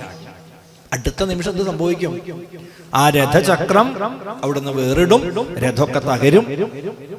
ഇത് മനസ്സിലാക്കിയ നീ ഒട്ടും ആലോചിച്ചില്ല. നിന്റെ കൈകൾ നീട്ടി നിന്റെ വിരലുകള് ഈ ആണിക്ക് പകരം ആ ദ്വാരത്തിൽ വെച്ചു. അതത്ര സുഖമുള്ള ഏർപ്പാടൊന്നുമല്ല അല്ലേ? ഈ ചക്രം അങ്ങനെ ഉരുളുമ്പോൾ നിന്റെ വിരലുകൾ അതിൽ കിടന്നങ്ങനെ ചതഞ്ഞ് അരഞ്ഞ്, പക്ഷെ വേദന കട്ടിച്ചമർത്തി നീ യുദ്ധം കഴിയണത് വരെ പിടിച്ചു നിന്നു. യുദ്ധം കഴിഞ്ഞു, ദശരഥൻ ജയിച്ചു. അപ്പോഴാണ് ചതഞ്ഞരഞ്ഞ വിരലുകളും രക്തമൊഴുകുന്ന വിരലുകളും കൈകളൊക്കെ ആയിട്ട് നീ ചോദിച്ചു, എന്താ കൈകേയി നിനക്ക് പറ്റിയത്? അപ്പൊ നീ പറഞ്ഞു, പ്രഭു, അങ്ങയുടെ ജീവൻ രക്ഷിക്കാൻ വേണ്ടി ഞാനിതാ ഈ രഥചക്രത്തിന്റെ ഈ ആണിത്തുളകളിലൊക്കെ എന്റെ കൈവിരലുകൾ ഇട്ടു, അല്ലെങ്കിൽ രഥവും നമ്മളൊക്കെ ഇല്ലാണ്ടായേനെ. യുദ്ധനിവൃത്തനായോരു ദശാന്തരെ നിൻതൊഴിൽ കണ്ടതി സന്തോഷം ഉൾക്കൊണ്ടു ചെന്തളിർമേനി പുണർന്നുടൻ പുഞ്ചിരി പൂണ്ടു പറഞ്ഞിതു ഭൂപതി. കേട്ടില്ലേ? 2 കൈകളോടും കൂടി കൈകേയിയെ തന്നോട് ചേർത്ത് കെട്ടിപ്പിടിച്ചു ദശരഥൻ സന്തോഷത്തോടു കൂടി പറഞ്ഞു, 2 വരം തരാം നീ എന്നെ രക്ഷിച്ചു കൊണ്ടതു മൂലം വരിച്ചു കൊണ്ടാലും നീ. സന്തോഷായി കൈകേയി, നീ നിന്റെ ജീവൻ കളഞ്ഞും എന്നെ രക്ഷിച്ചില്ല, അതുകൊണ്ട് നിനക്ക് എന്തു വരാ വേണ്ടത്? ഒന്നല്ല 2 വരം ചോദിച്ചോളൂ, നിനക്ക് ഞാൻ തയ്യാറാണ്. ഭർതൃവാക്യം കേട്ടു നീയുമന്നേരത്ത് ചിത്തസമ്മോദം കലർന്നു ചൊല്ലിയിടിനാൾ, ദത്തമായൊരു വരദ്വയം സാദരം ന്യസ്തം ഭവതി മയാ നൃപതീശ്വര. ഞാൻ ഒരവസരത്തിങ്കലപേക്ഷിച്ചാൽ ഊനം വരാതെ തരികെന്നതേ വേണ്ടു. പറഞ്ഞു, അങ്ങയുടെ കൂടെ അങ്ങയുടെ മഹാറാണിയായിട്ട് ഇരിക്കണേൽ പരം ഒരു വരമൊന്നും എനിക്ക് വേണ്ട. അത് പറ്റില്ല. നിനക്ക് എന്താ വേണ്ട വെച്ചാൽ ചോദിച്ചോളൂ. പറഞ്ഞു, ആട്ടെ, അങ്ങേക്ക് നിർബന്ധമാണ് ഞാൻ ചോദിക്കാം, പക്ഷെ എനിക്കിപ്പോ ഒന്നും ആവശ്യമായിട്ട് തോന്നുന്നില്ല. ഒരു കാര്യം ചെയ്യാം, എപ്പോഴെങ്കിലും എനിക്ക് ആവശ്യം വരികയാണെങ്കിൽ ഞാൻ ചോദിക്കാം, അപ്പൊ അങ്ങ് തന്നാ മതി. ഇതൊന്നും ആലോചിച്ചിട്ടല്ല അന്ന് പറഞ്ഞത്. ഓ, എന്നാ അങ്ങനെ ആവട്ടെ, ഇത് സമ്മതിച്ചു. അതുകൊണ്ട് ആ വരം നീ ഇപ്പൊ ചോദിക്കണം. എന്താ അത്? ഒന്നു ഭരതനെ വാഴിക്ക എന്നതും. ആദ്യത്തെ വരം ചോദിച്ചോ. എന്താ അത്? നിന്റെ പുത്രനായ ഭരതനെ വാഴിക്ക. 2 രാമനെ വനത്തിലയക്കുന്നു. മറ്റേതും 14 വർഷം കാട്ടിലേക്ക് അയക്കാം. ഇതിപ്പോ നീ ഇങ്ങനെ അങ്ങോട്ട് ചെന്നിട്ടേ ഓർമ്മയില്ലേ അന്നത്തെ 2 വരം? അതുകൊണ്ട് ഇപ്പൊ തന്നോളൂ എന്ന് പറഞ്ഞാലൊന്നും ദശരഥ മഹാരാജാവ് വരം തരില്ല. എന്താ കാരണം? രാമൻ അത്രമേൽ പ്രിയമാണ് മഹാരാജാവിന്. അപ്പോ ചോദിക്കേണ്ടത് പോലെ ചോദിക്കണം. കുറച്ച് അഭിനയമൊക്കെ ആവശ്യമാണ്. എന്ത് വേണം? ക്രോധാകാരം പ്രവിശ്യ കോപേന കിടക്ക നീ ആഭരണങ്ങളും പൊട്ടിച്ചെറിഞ്ഞതിശോഭ പൂണ്ടൊരു കാർകൂന്തലടിച്ചിട്ട പൂമേനിയും പൊടികൊണ്ടങ്ങണിഞ്ഞിഹ ഭൂമിയിൽ തന്നെ മലിനാംബരത്തൊടും കണ്ണുനീരാലേ മുഖവും മുലകളും നന്നായി നനച്ച് കരഞ്ഞുകൊണ്ടർത്ഥിച്ചുകൊള്ളുക. വെറുതെ ചോദിച്ചാലൊന്നും കിട്ടില്ല. ക്രോധാലയത്തിൽ പ്രവേശിക്കൂ. നോക്കണേ, കൊട്ടാരായതുകൊണ്ടാവാം അല്ലേ? ഇപ്പൊ നമ്മൾ വീട് വെക്കുമ്പോൾ പല മുറികളില്ലേ? ഊണ് കഴിക്കാനൊരു മുറി, ഊണുമുറി, കടക്കാൻ മുറി, കടപ്പുമുറി, കുളിക്കാൻ മുറി, കുളിമുറി, അടുക്കള മുറി, ഇങ്ങനെ കുറെ മുറിയുണ്ട്. അതുപോലെ ഒരു സ്പെഷ്യൽ മുറിയുണ്ട് കൊട്ടാരത്തിൽ. എന്താ അത്? ക്രോധാലയം എന്നാ പറയാ. ദേഷ്യമുറി. ദേഷ്യം വന്നാൽ പോയിരിക്കാനുള്ള മുറി. ശരിക്കും നമ്മൾ വീടൊക്കെ ഉണ്ടാക്കുമ്പോൾ എഞ്ചിനീയറോട് പറഞ്ഞിട്ട് ആദ്യം ഉണ്ടാക്കേണ്ടത് ഈ മുറിയാണ്. എന്നാൽ കുറെ അപകടം ഒഴിവാകും. ഇപ്പൊ അടുക്കളയിൽ നിൽക്കണ അമ്മയ്ക്ക് അല്ലെങ്കിൽ അവിടെയുള്ള ആൾക്കാരുടെ ദേഷ്യം വന്നാൽ ആദ്യം പരിക്ക് എവിടെ ഉണ്ടാവുക? പാത്രങ്ങൾ വലിച്ചെറിയും, ചില്ല് ഗ്ലാസുകളൊക്കെ പൊട്ടിക്കും. എന്നാൽ ക്രോധാലയത്തിലാണെങ്കിലോ ഇതൊന്നും ഉണ്ടാവില്ല. ചായ കുടിച്ചുകൊണ്ടിരിക്കുന്ന ഭർത്താവിന് ദേഷ്യം വന്ന ആദ്യം ചായക്കപ്പ് പറക്കണതാണ്. പിന്നെ അവിടെ എന്തൊക്കെ വെച്ചാൽ അതൊക്കെ.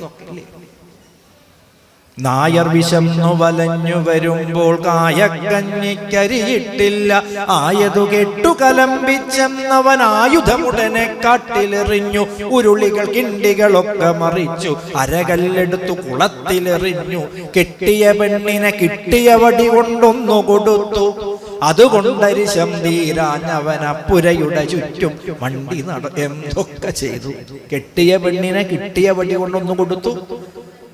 വലിയ അമ്മി മാട്ടുകല്ലൊക്കെ താങ്ങി പിടിച്ച് കുളത്ത് കൊണ്ടേട്ടു. ഇനിയിപ്പോൾ അത് തിരിച്ചെടുക്കണമെങ്കിൽ എത്ര പണി ഉണ്ടല്ലേ? അങ്ങോട്ട് ഇട്ട പോലെയാണോ?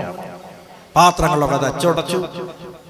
ഇതൊന്നും പോരാഞ്ഞിട്ട് വീടിന് ചുറ്റും ഇങ്ങനെ ഓടി നടക്കുകയാണ്. അത്രയും നോക്കൂ.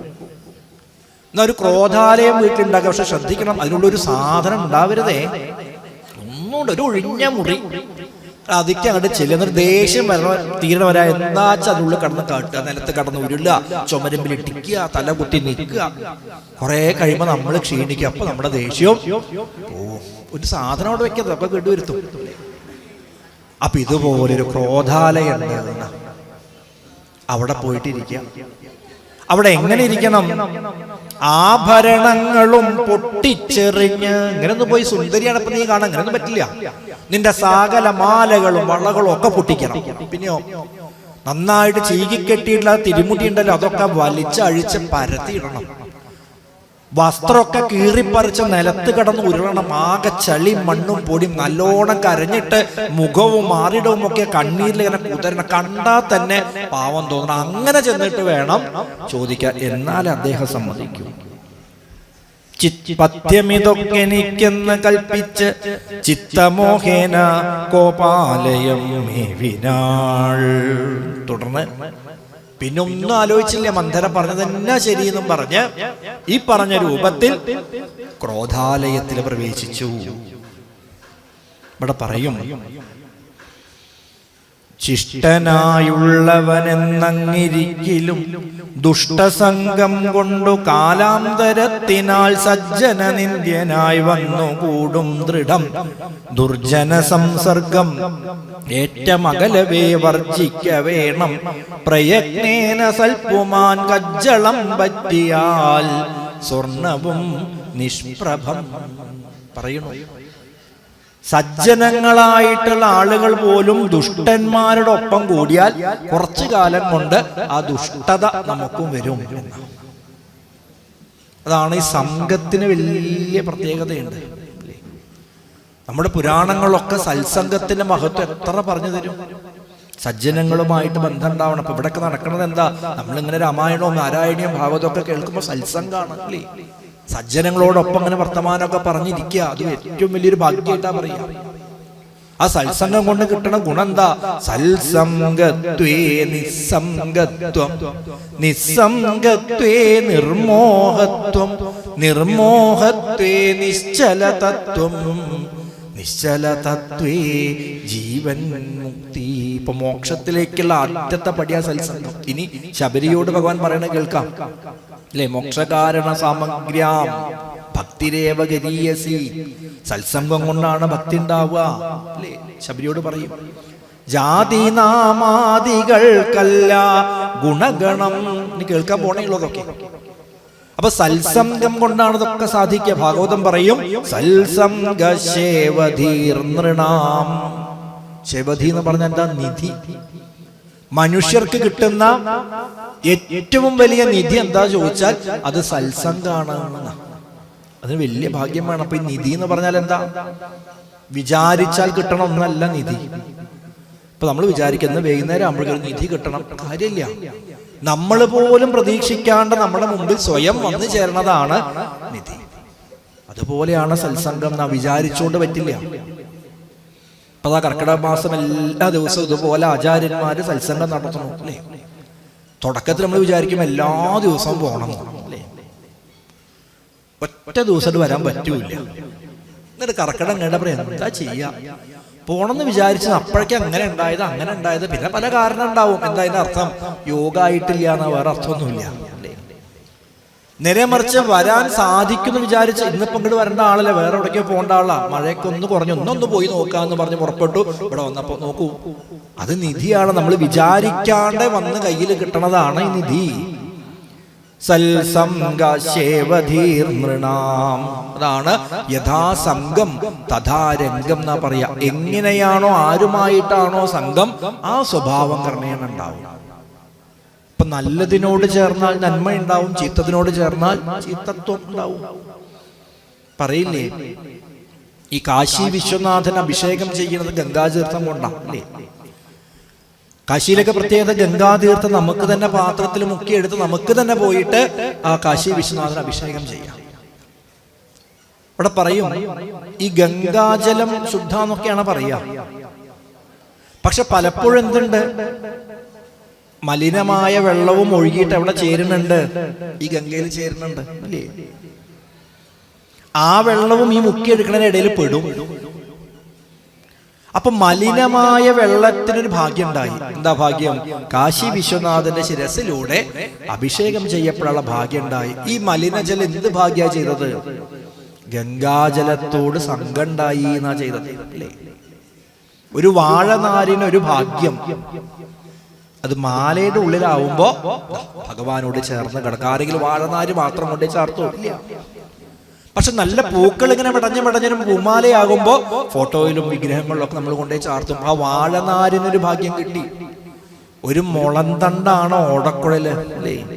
എന്തൊരു ഭാഗ്യം! ഭഗവാനുമായി സ്പർശം ഉണ്ടായപ്പോ ഭഗവാന്റെ ഓടക്കുഴലായിട്ട് നിൽക്കാൻ ഭാഗ്യം ഉണ്ടായി. പശുക്കൾക്ക് എത്ര ഭാഗ്യം ഉണ്ടായി ഭഗവാനോടുള്ള സംഘം അല്ലേ. രത്യാംബു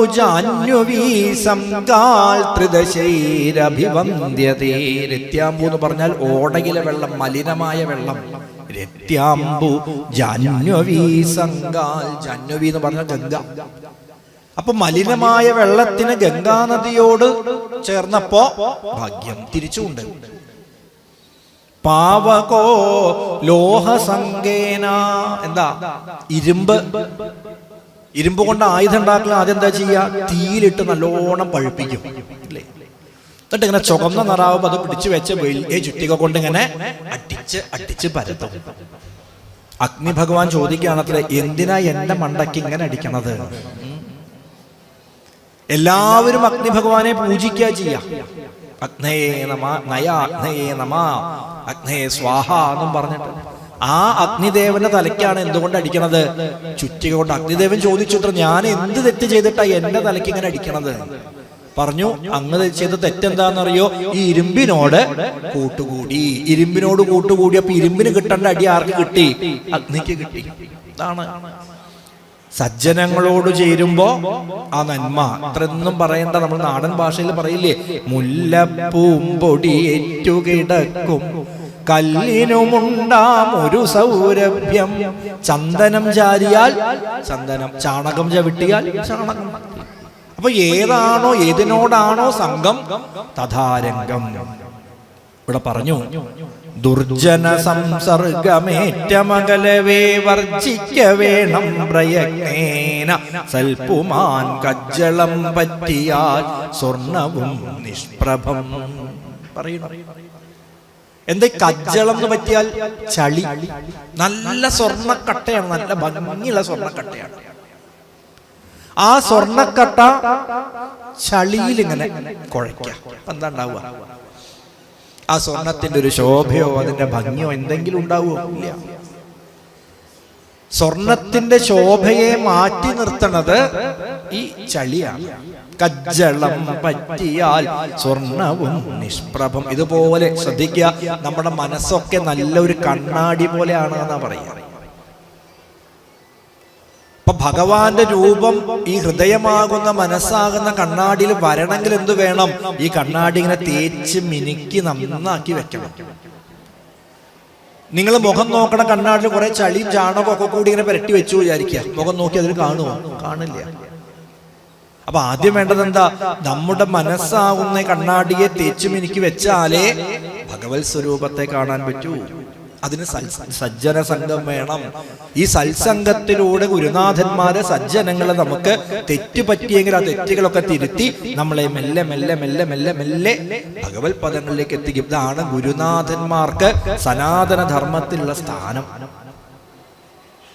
നല്ല ഒരു ഗുരുനാഥനെ, ഒരു ആചാര്യന്റെ കീഴിൽ എത്തിപ്പെട്ടാൽ നമുക്ക് പലതരത്തിലുള്ള പ്രയാസങ്ങള്, പോരായ്മകള്, കുറവുകള്, വൈകല്യങ്ങളൊക്കെ ഉണ്ടാവും. അതൊക്കെ അദ്ദേഹം പതുക്കെ പതുക്കെ മാറ്റി മാറ്റി മാറ്റി നമുക്ക് വേണ്ടത് എന്താണോ അതിലേക്ക് നമ്മൾ എത്തിച്ചു തരും. ഇതാണ് ഗുരോരനുഗ്രഹേണൈവ പുമാൻ പൂർണ്ണ പ്രശാന്തയേൽ. ഈ ഗുരുനാഥന്റെ അനുഗ്രഹം കൊണ്ടാണ് നമുക്കൊക്കെ ഏറ്റവും പുണ്യപദത്തിലേക്ക് എത്താൻ സാധിക്കും. ഇവിടെ പറഞ്ഞു, അതുകൊണ്ട് ഇപ്പോ കൈകേയി സ്വതവേ ശുദ്ധയായിരുന്നു അല്ലേ? ആദ്യം സമ്മാനം കൊടുത്ത ആളാ. പക്ഷെ ഈ അവസ്ഥയിലേക്ക് എങ്ങനെ എത്തി? മന്ധരയുമായിട്ടുള്ള സംഘം അത് അവളുടെ മനസ്സിൽ വിഷം നിറച്ചു. തുടർന്ന് എങ്കിലോ രാജ ദശരഥനാദരാൽ പങ്കജ നേത്രാദ്യുഭയം നിമിത്തമായി മന്ത്രി പ്രഭൃതികളോടും പറഞ്ഞുകൊണ്ടന്തപുരമകം പുക്കരുളീടിനാൾ. എല്ലാ സംവിധാനം ഒരുക്കിയിട്ട് ദശരഥ മഹാരാജാവ് നേരെ കൊട്ടാരത്തിലെത്തി, കൈകേയിയുടെ അന്തഃപുരത്തിലെത്തി.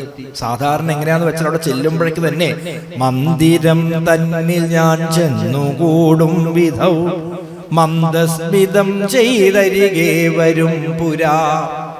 സാധാരണ എങ്ങനെയാ പതിവ് വെച്ചാൽ ഞാൻ രഥം നിർത്തി കൈകേയിയുടെ അന്തഃപുരത്തിലേക്ക് കയറേണ്ട താമസം. നന്നായി കുളിച്ച് ഒരുങ്ങി അലങ്കരിച്ച് പുഞ്ചിരിച്ചുകൊണ്ട് തന്റെ മുമ്പിലേക്ക് ഓടി വരും ആര്? കൈകേയി. ഏതോ സിനിമാ പാട്ടില്ലേ, പൂമുഖവാതിൽക്കൽ, അതന്നെ അതുപോലെ വരും. എന്നാൽ ഇന്ന് അവൾ എവിടെ പോയി? സുന്ദരിയാം അവൾ ഇന്നെങ്ങു പോയിനാൾ. ഇന്നിപ്പോ വന്നിട്ട് എത്ര നേരമായിട്ട് അവളെ കാണാനില്ലല്ലോ. ചൊല്ലുവിൻ ദാസികളെ ഭവൽ സ്വാമിനി കല്യാണഗാത്രി മറ്റെങ്ങു പോയിടിനാൾ. കൈകേയിയുടെ ദാസിമാർ ചോദിച്ചു, എവിടെയാ നിങ്ങളുടെ സ്വാമിനി? അവര് പറഞ്ഞു, ക്രോധാലയം പ്രവേശിച്ചു. എന്ന് ചോദിച്ചു ദശരഥൻ. എവിടെയാ കൈകേയി? ക്രോധാലയത്തിലേക്കാണ് ദേവി പോയിട്ടുള്ളത്. ക്രോധാലയത്തിലോ എന്നതു കേട്ടു ഭയേന പിടിച്ചു സസംഭ്രമം. ഓടിച്ചെന്ന് ക്രോധാലയത്തിൽ കയറി. അവിടെ നേരത്തെ പറഞ്ഞ പോലെ കടന്നതിന് ഉരുളുന്നു. അടുത്ത് ചെന്നിരുന്നു. മന്ദമന്ദം തലോടി. ആ ദശരഥനായിട്ടൊന്ന് ഇന്ന് നോക്കി, എന്തൊരു തീയ ഉള്ളി ഉണ്ടാവുക, നാളെ നല്ലൊരു കാര്യം നടക്കുക. അപ്പോഴാണ് ഇവളിങ്ങനെ എട്ടം തിരിഞ്ഞ് കിടക്കണത്. ചെന്ന് ശരീരത്തിലെ കവിളിലെ ആ മുഖത്തൊക്കെ തലോടി. സുന്ദരി പ്രിയേ ചൊല്ലു ചൊല്ലെന്തിതു വല്ലഭെന്താ നീ കാണിക്കണത്? വെറും നിലത്തുള്ള പൊടിയണിഞ്ഞ് ആതങ്കമോടു കിടക്കുന്നതെന്തു നീ? എന്താ കൈകേയി നിനക്ക് പറ്റിയത്? ഇങ്ങനെ മലിനയായിട്ട് ഈ വെറും നിലത്തെ പൊടിചെളികളൊക്കെ അണിഞ്ഞ് കിടക്കണത് എന്തിനാ? ആരാ നിനക്ക് ഈ ഗതി വരുത്തിയത്? നാരികളോ നരന്മാരോ ഏതെങ്കിലും സ്ത്രീകളാണോ കാരണം? അതോ പുരുഷന്മാരാണോ കാരണം? ദണ്ഡ്യനെന്നാകിലും വധ്യനെന്നാകിലും ദണ്ഡമെനിക്കതിനില്ല നിരൂപിച്ചാൽ നിർധനനെത്രയും ഇഷ്ടൻ നിനക്കെങ്കിൽ അർത്ഥപതിയാക്കി വെപ്പൻ. നീ പറയൂ, നിനക്ക് ഇഷ്ടപ്പെട്ട ഒരാള് ദരിദ്രനായിട്ട് തുടരണതാണ് നിന്നെ വിഷമിച്ചാൽ അവനെ ഞാൻ ലക്ഷാധിപതിയായിട്ട് മാറ്റാം. തിരിച്ചു നിനക്ക് വെറുപ്പുള്ളൊരു ശത്രു ലക്ഷാധിപതിയാണ്, അവനെ ഞാൻ ഇപ്പൊ പിടിച്ചിട്ട് അവന്റെ പണത്തെയൊക്കെ മാറ്റിവെച്ചോളാം. ഇനി എന്ത് സഹായമാണ് ചെയ്യേണ്ടത് ഒക്കെ പറഞ്ഞോളൂ, എന്താ നിനക്ക് വേണ്ട വെച്ചാൽ അതൊക്കെ ഞാൻ ചെയ്തോളാം. വധ്യനെ അവധ്യനാക്കിയിടാം. കൊല്ലാൻ വിധിച്ചവനെ വെറുതെ വിടണോ? വെറുതെ വിടാം. വെറുതെ നടക്കുന്നതിനെ തൂക്കിക്കൊല്ലണോ? അതും ചെയ്യാം. നോക്കൂ, രാജധർമ്മം പോലും മറന്നിട്ടാണ് ഈ കൈകേയിയോടുള്ള സ്നേഹം കാണിക്കുന്നത്. നൂനം നിനക്ക് അധീനം മമ ജീവനം വരെയൊക്കെ നോക്കൂ, എന്റെ ജീവിതം തന്നെ കൈകേയി നിന്റെ കാലിന്റെ അടിയിൽ, അതുകൊണ്ട് എന്താ നിനക്ക് വേണ്ട വെച്ചാൽ ചോദിച്ചു. മൽപ്രാണനേക്കാൾ പ്രിയതമനാകുന്നതിപ്പോൾ എനിക്ക് മൽപുത്രനാം രാഘവൻ. കൈകേയിയോട് പറയാ, കൈകേയി എന്റെ ജീവനേക്കാൾ എനിക്ക് ഏറ്റവും ഇഷ്ടം എന്റെ പുത്രനായ രാമനെയാണ്.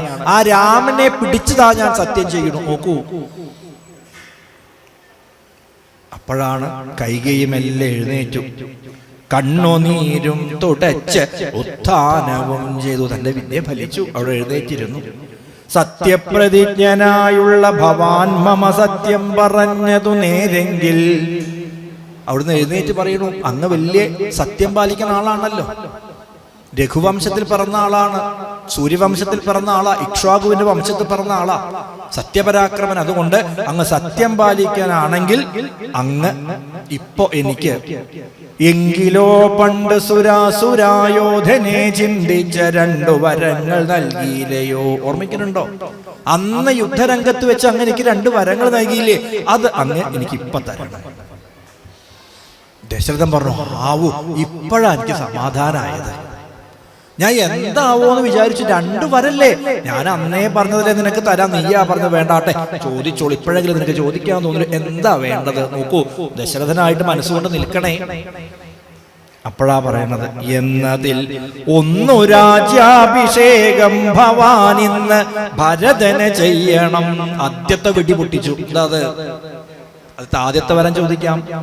നാളെ നടക്കണ അഭിഷേകം ഉണ്ടല്ലോ, അഭിഷേകമൊക്കെ നടക്കണം. പക്ഷെ രാമനല്ല, പിന്നോ ഭരതന്. പിന്നെ മറ്റേതു രാമൻ വനവാസത്തിനിന്നു തന്നെ ഗമിക്കണം.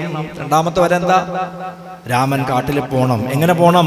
ഭൂപതി വീരൻ ജടാവൽക്കലം പൂണ്ട താപസവേഷം ധരിച്ച് വനാന്തരേ കാലം 14 വത്സരം വാഴണം.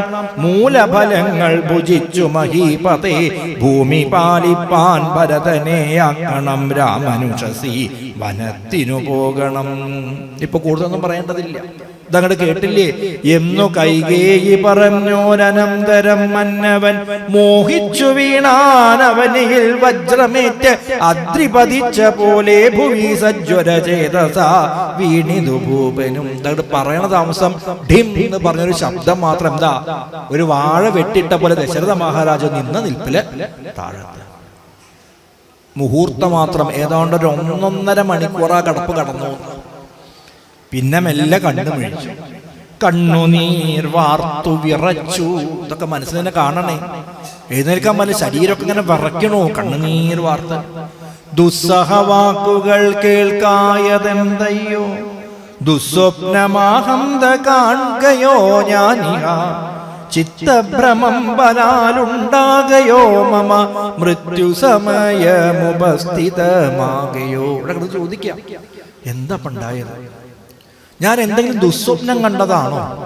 അതോ എനിക്ക് സന്തോഷം, രാമൻ നാളെ രാജാവാകുമോ എന്നുള്ള സന്തോഷം കൂടി കൂടി കൂടി ചിത്തഭ്രമം, എന്റെ മനസ്സിന് സമനില തെറ്റോ? എന്താ ഉണ്ടായത്? മൃത്യുസമയമുപസ്ഥിതമാകയോ, അതോ എന്റെ മരണസമയായോ? അതാണോ ഞാൻ വേണ്ടാത്ത എന്തൊക്കെയോ ചിന്തിക്കുന്നത്? എന്തിവണ്ണം പറയുന്നു ഭദ്രേ നീ, എന്തു നിന്നോട് പിഴച്ചതു രാഘവൻ.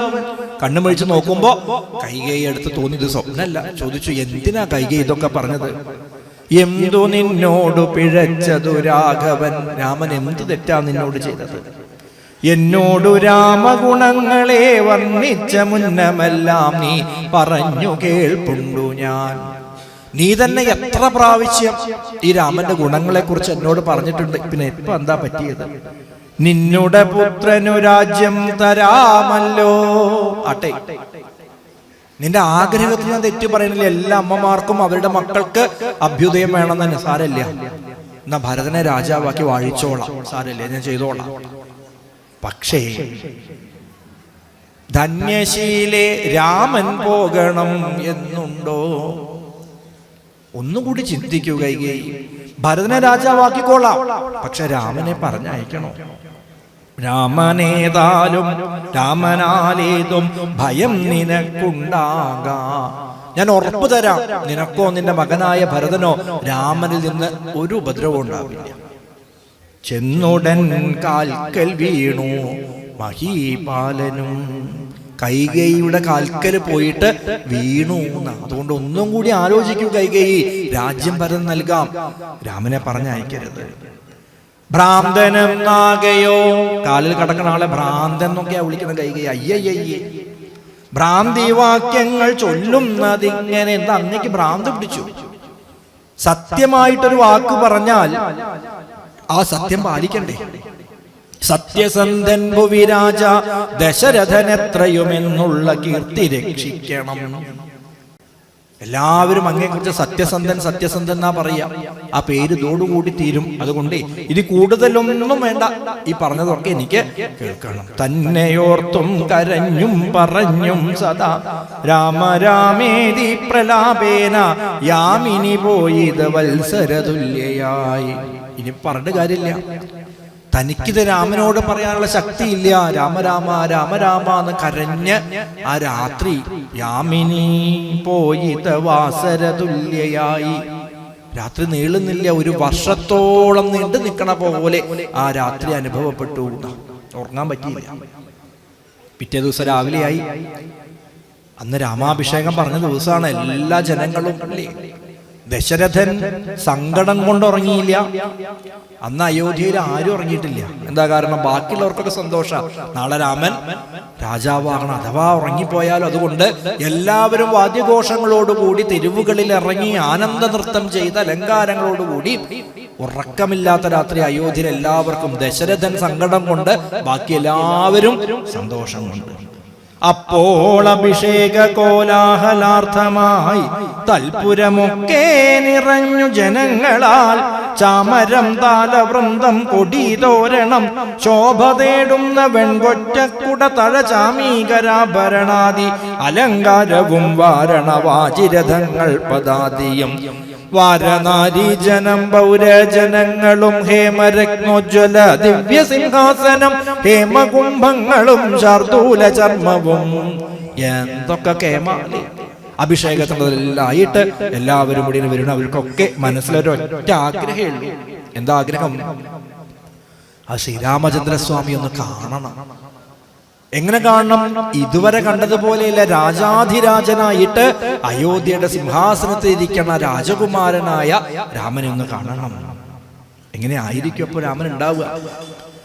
നിർമ്മല രത്ന കിരീടമണിഞ്ഞതിരമ്യ മകരായിത മണികുണ്ടല സമ്മുഗ്ധ ശോഭിത ഗണ്ഡസ്ഥലങ്ങളും പുണ്ടരീകച്ചതലോചന ഭംഗിയും പുണ്ടരീകാരാതി മണ്ഡല തുണ്ടവും ചന്ദ്രിക സുന്ദര മന്ദസ്മിതാഭയും കുന്ദ മുകുള സമാനദന്തങ്ങളും ബന്ധൂകസൂന സമാനധാരാഭയും കന്ധര രാജിത കൗസ്തുഭരത്നവും ബന്ധുരാഭം തിരുമാറുമുദരവും സന്ധ്യാപ്രസന്നിഭ പീതാംബരാഭയും പൂഞ്ചേലമേതേ വിളങ്ങി മിന്നിടുന്ന കാഞ്ചന കാഞ്ചികളും തനുമധ്യവും കുംഭികുലോത്തമൻ തുമ്പിക്കരം കണ്ട് കുമ്പിട്ടു കൂപ്പിടും ഊരു കാണ്ഡങ്ങളും കുംഭീന്ദ്രമസ്തക സന്നിഭാജാനവും അംഭോജബാണ നിഷംഗാജഭംഗയും കമ്പം കലർന്നു കമടപ്രവരനും കുമ്പിടുന്നോരു പുറവടി ശോഭയും അംബോജതുല്യമാമംഘ്രീതലങ്ങളും ജംഭാരി രക്തം തൊഴും തിരുമേനിയും ഹാരകടക വലയാങ്കുലിയാദി ചാരൂതരാഭരണാവലിയും പൂണ്ട് വാരണ വീരൻ കഴുത്തിൽ തിറത്തോട് ഗൗരാതപത്രം ധരിച്ചരികെ നിജ ലക്ഷ്മണനാകിയ സോദരൻ തന്നോടും ലക്ഷ്മി നിവാസനാം രാമചന്ദ്രം മുത കാണായി വരുന്നു നമുക്കിനിയും നിതം മാനസതാരിൽ കൊതിച്ച നമുക്കെല്ലാം ക്ഷോണീപതിസുതനാകിയ രാമനെ കാണായി വരും പ്രഭാതേ ബദ നിർണയം. രാമചന്ദ്രസ്വാമിയുടെ ആ കേശാദിപാദം വർണ്ണന. അങ്ങനെയുള്ള ഭഗവാനെ കാണാൻ വേണ്ടി വരുന്നു. അന്നേരമാദിത്യനുമുദിച്ചിടിനാൻ. ആർപ്പുവിളികളോടുകൂടി ഇതാ സൂര്യോദയമായി, രാമന് പട്ടാഭിഷേകമായി. മന്നവൻ പള്ളിക്കുറിപ്പുണർന്നീല ഇന്നും. എല്ലാവരും കാത്തിരിക്കുക കൊട്ടാരത്തിന് പുറത്തേക്ക്. കൊട്ടാരത്തിന്റെ വാതില് മാത്രം തുറക്കണില്ല. ഇത് എന്താ കഥ? സാധാരണ ദിവസമൊക്കെ ഈ സമയത്തൊക്കെ കൊട്ടാരവാതിലൊക്കെ തുറന്ന അലങ്കാരങ്ങളെ വാദ്യങ്ങളൊക്കെ കേൾക്കുന്ന അഭിഷേകം കൂടിയാ. എന്നിട്ട് എന്താ ഇങ്ങനെ അടച്ചിട്ടിരിക്കണത്? അന്വേഷിച്ചു. എപ്പോഴാ പറഞ്ഞത്? മന്നവൻ പള്ളിക്കുറിപ്പുണർന്നീല. ദശരഥ മഹാരാജാവ് എഴുന്നേറ്റിട്ടില്ല. അയ്യോ, അതെന്തേ പറ്റിയത്? സുമന്ത്രര് വേഗം ചെന്നു. പൃഥ്വിയിൽ തന്നെ കിടക്കും നരേന്ദ്രനെ ചിത്താകുലതയാ കണ്ടു സുമന്ത്രരും. ചെന്നപ്പോ ആ ക്രോധാലയത്തിൽ നിലത്തന്നെ ഉണ്ടതുപോലെ ദശരഥ മഹാരാജാവ് ചോദിച്ചു കൈകേയിയോട്, ദേവനാരീ സമേ രാജപ്രിയതമേ ദേവി കൈകേയി ജയ ജയ സന്തതം. ഭൂലോകപാലൻ പ്രകൃതി പകരുവാൻ മൂലമെന്തോന്ന് മഹാരാജവല്ലഭേ. എന്തേ ദേവി, രാജാവിന് എന്താ പറ്റിയത്? അദ്ദേഹം എന്താ എഴുന്നേൽക്കാത്തത്? പറഞ്ഞു, ധാത്രീപതീന്ദ്രന് നിദ്രയുണ്ടാകില്ല. അത് സാരല്ല, ഇന്നലെ തീരെ ഉറക്കണ്ടായിട്ടില്ല, അതുകൊണ്ടാണ് നീക്കാത്തത്. നോക്കൂ, ഇത്ര നിസ്സാരമായിട്ടാ പറയുന്നത് അല്ലേ? ഇന്നലെ രാത്രി അദ്ദേഹം കണ്ണിന്റെ പോലെ അങ്ങോട്ട് ചിമ്മിയിട്ടില്ല, അതുകൊണ്ട് അവിടെ കടന്നോട്ടെ. എന്താ ഇപ്പൊ ഉറങ്ങാഞ്ഞത്? രാമനെ കാണാഞ്ഞ ദുഃഖം നൃപേന്ദ്രന്. വേറൊന്നുമല്ല, രാമനെ കാണാഞ്ഞ ദുഃഖം. അത്രേ ഉള്ളൂ, ഞാൻ പേടിച്ചുട്ടോ. അതിനെന്താ, ഞാൻ ഇപ്പൊ തന്നെ ശ്രീരാമചന്ദ്രസ്വാമിയെ കൊണ്ടുവരാം. വേണം, വേഗം കൊണ്ടുവരും. എന്നിട്ട് വേണം അതൊക്കെ പറയാൻ. രാമനെ ചെന്നു വരുത്തുക വൈകാതെ. ചെയ്യാം, പക്ഷേ എന്റെ രാജാവ് ദശരഥ മഹാരാജാവ്, അവിടുത്തെ കൽപ്പനയല്ല, മഹാരാജാവ് പറയട്ടെ, എന്നാ ഞാൻ പോയിട്ട് കൊണ്ടുവരാം എന്നതു കേട്ടു ഭൂപാലനും ചൊല്ലിനാൻ, ചെന്നു നീ തന്നെ വരുത്തുക രാമനെ. കരഞ്ഞുകൊണ്ട് പറഞ്ഞു, സുമന്ത്രരെ തർക്കിക്കണ്ട, നീ പോയിട്ടേ രാമനെ അങ്ങോട്ട് കൊണ്ടുപോവാ എന്നതു കേട്ടു സുമന്ത്രരുടറിപ്പോയി ചെന്നു കൗസല്യാസുതനോട് ചൊല്ലിനാൻ, താതൻ ഭവാനയുണ്ടല്ലോ വിളിക്കുന്നു സാദരം വൈകാതെ. താതനെ ചെന്നെടുത്താശ്ലേഷവും ചെയ്ത് സാദരം തന്റെ മടിയിൽ കിടത്തിനാൻ. നാരീജനങ്ങൾ അതു കണ്ടനന്തരമാരൂഢ ശോകം വിലാപം തുടങ്ങിനാർ. കണ്ടില്ലേ, അവിടെ ഇരിക്കുന്ന സ്ത്രീകളെല്ലാം കൂടി കരയാൻ തുടങ്ങിയെന്ന് അവർക്ക് കാണാൻ പറ്റണില്ല, സഹിക്കാൻ പറ്റുന്നില്ല ഈ കാഴ്ച. ചോദിച്ചു, അച്ഛാ എന്താ പറ്റിയത്? കാരണമെന്തോന്നു താത ദുഃഖത്തിന് നേരെ പറവിൻ. അച്ഛനോടല്ല ചോദിച്ചു, ചുറ്റും ചോദിച്ചു. പറയൂ, നിങ്ങൾ ഒത്തിരി ആളുകൂടെ കൂടിയിട്ടുണ്ടല്ലോ, എന്താ അച്ഛന് ഇങ്ങനെ വിഷമം വരാൻ കാരണം? കൈകേയി പറഞ്ഞ, അവരോടൊന്നും ചോദിക്കണ്ട, ഞാൻ പറയാം. കാരണം താത ദുഃഖത്തിനു നീ തന്നെയാണ് അച്ഛന്റെ അവസ്ഥയ്ക്ക് കാരണം. ഇതങ്ങോട്ട് കേട്ടില്ലേ? ശ്രീരാമചന്ദ്രസ്വാമി ചോദിക്കുക, ഞാനോ? എന്താ ഞാൻ അദ്ദേഹത്തിന് വേണ്ടി തെറ്റായിട്ട് ചെയ്തത്? നീ തന്നെയാണ് കാരണം. 2 വരങ്ങൾ എനിക്ക് അച്ഛൻ തന്നു, അത് നീ വിചാരിച്ചാലേ നടക്കും, അത്രയല്ലേ ഉള്ളൂ. എന്ത് വരായാലും കുഴപ്പമില്ല. പുന്നാമമാകും നരകത്തിൽ നിന്നുടൻ തന്നുടെ താതനെ ത്രാണനം ചെയ്യുകയാൽ പുത്രൻ എന്നുള്ള ശബ്ദം വിധിച്ചു ശതപത്ര സമുത്ഭവൻ എന്നതറിക നീ. പറയണു, പുത്രൻ എന്നാണ് മകനുള്ള പേര്, പുത്രൻ. ആ പേര് വരാൻ ഒരു കാരണമുണ്ട്. ഈ പേര് പറഞ്ഞ ആള് ബ്രഹ്മാവാണ് പുത്രൻ എന്നുള്ള പേര് മകന് പര്യായമായിട്ട് പറഞ്ഞത്. എന്തുകൊണ്ടാ? പുന്നാമമാകും നരകത്തിൽ നിന്നുടൻ തന്നുടെ താതനെ ത്രാണനം ചെയ്യുകയാൽ പുത്രൻ എന്നുള്ള ശബ്ദം. പും എന്ന പേരിലൊരു നരകമുണ്ട്. ആ നരകത്തിൽ പോകാതെ കണ്ട് ജീവൻ ഇരിക്കണമെങ്കിൽ ആ നരകയാതനയിൽ നിന്ന് അച്ഛനെ അല്ലെങ്കിൽ അമ്മയെ രക്ഷിക്കണ ആളാണ് പുത്രൻ എന്ന് പറഞ്ഞാൽ. പുത്രൻ എങ്ങനെ അപ്പോ അച്ഛനും അമ്മയും നരകത്തിൽ പോവാതെ രക്ഷിക്കാന്നാണെങ്കിൽ രക്ഷിതാക്കൾ ചെയ്ത് ബാക്കി വെച്ച അല്ലെങ്കിൽ പൂർത്തിയാക്കാത്ത സൽക്കർമ്മങ്ങൾ ഏറ്റു നടത്തേണ്ട ബാധ്യത ആർക്കുണ്ട്? മക്കൾക്കുണ്ട്. വളരെ ശ്രദ്ധിക്കണേ. അച്ഛന്റെ കാലത്ത് അല്ലെങ്കിൽ അമ്മയുടെ കാലത്ത് സ്ഥിരമായിട്ട് കാടാമ്പുഴ മാസം മാസം വന്ന് തൊഴുതിരുന്നു എന്ന് വിചാരിക്കുക. അവര് മരിച്ചുപോയി. അതോടുകൂടി അത് നിൽക്കാൻ പാടില്ല എന്ന്. അത് ആര് ഏറ്റെടുക്കണം? ആ മക്കള് അതുപോലെ വന്നോളണം. എന്താ? അവര് നിർത്തിയിടത്തുനിന്ന് നമ്മള് തുടങ്ങണം. അപ്പോഴാണ് അവർക്ക് ആ നരകത്തിൽ നിന്നുള്ള രക്ഷ. അച്ഛനും അമ്മയ്ക്ക് പോലും അവരൊക്കെ മരിച്ചിട്ട് ഇനിയിപ്പോ ആ വഴിക്കൊന്നും പോണ്ട എന്ന് വിചാരിച്ചാൽ അവര് നരകത്തിലാവും. അപ്പോ അച്ഛനും അമ്മയും എന്ന് വെച്ച് അച്ഛനും അമ്മയും ചീത്ത കാര്യങ്ങൾ ചെയ്തിരുന്നില്ല, അത് തുടരേണ്ട ആവശ്യമില്ല അല്ലേ?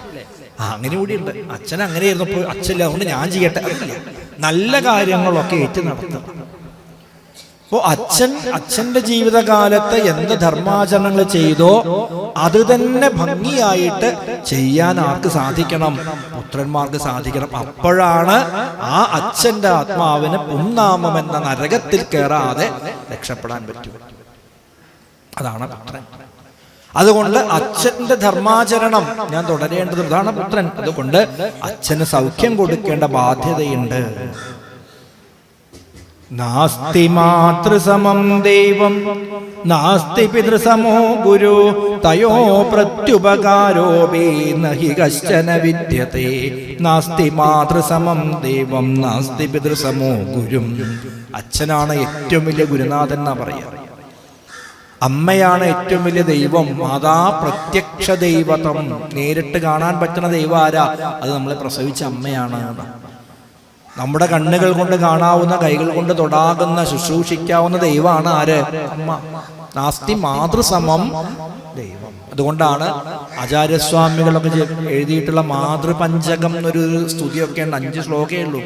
അതൊക്കെ ഒരിക്കലെങ്കിലും എന്ത് ചെയ്യണം? നമ്മളൊക്കെ ഒന്ന് വായിക്കണം. അങ്ങനെ വായിച്ചാൽ പിന്നെ നമ്മൾ അമ്മമാരോട് ദേഷ്യപ്പെട ചീത്തവാക്ക് പറയൊന്നുമില്ല. എന്താ? അത്രയും ഒരു മകന് വേണ്ടി, ഒരു മകൾക്ക് വേണ്ടി അമ്മ എന്തൊക്കെ സഹിച്ചു.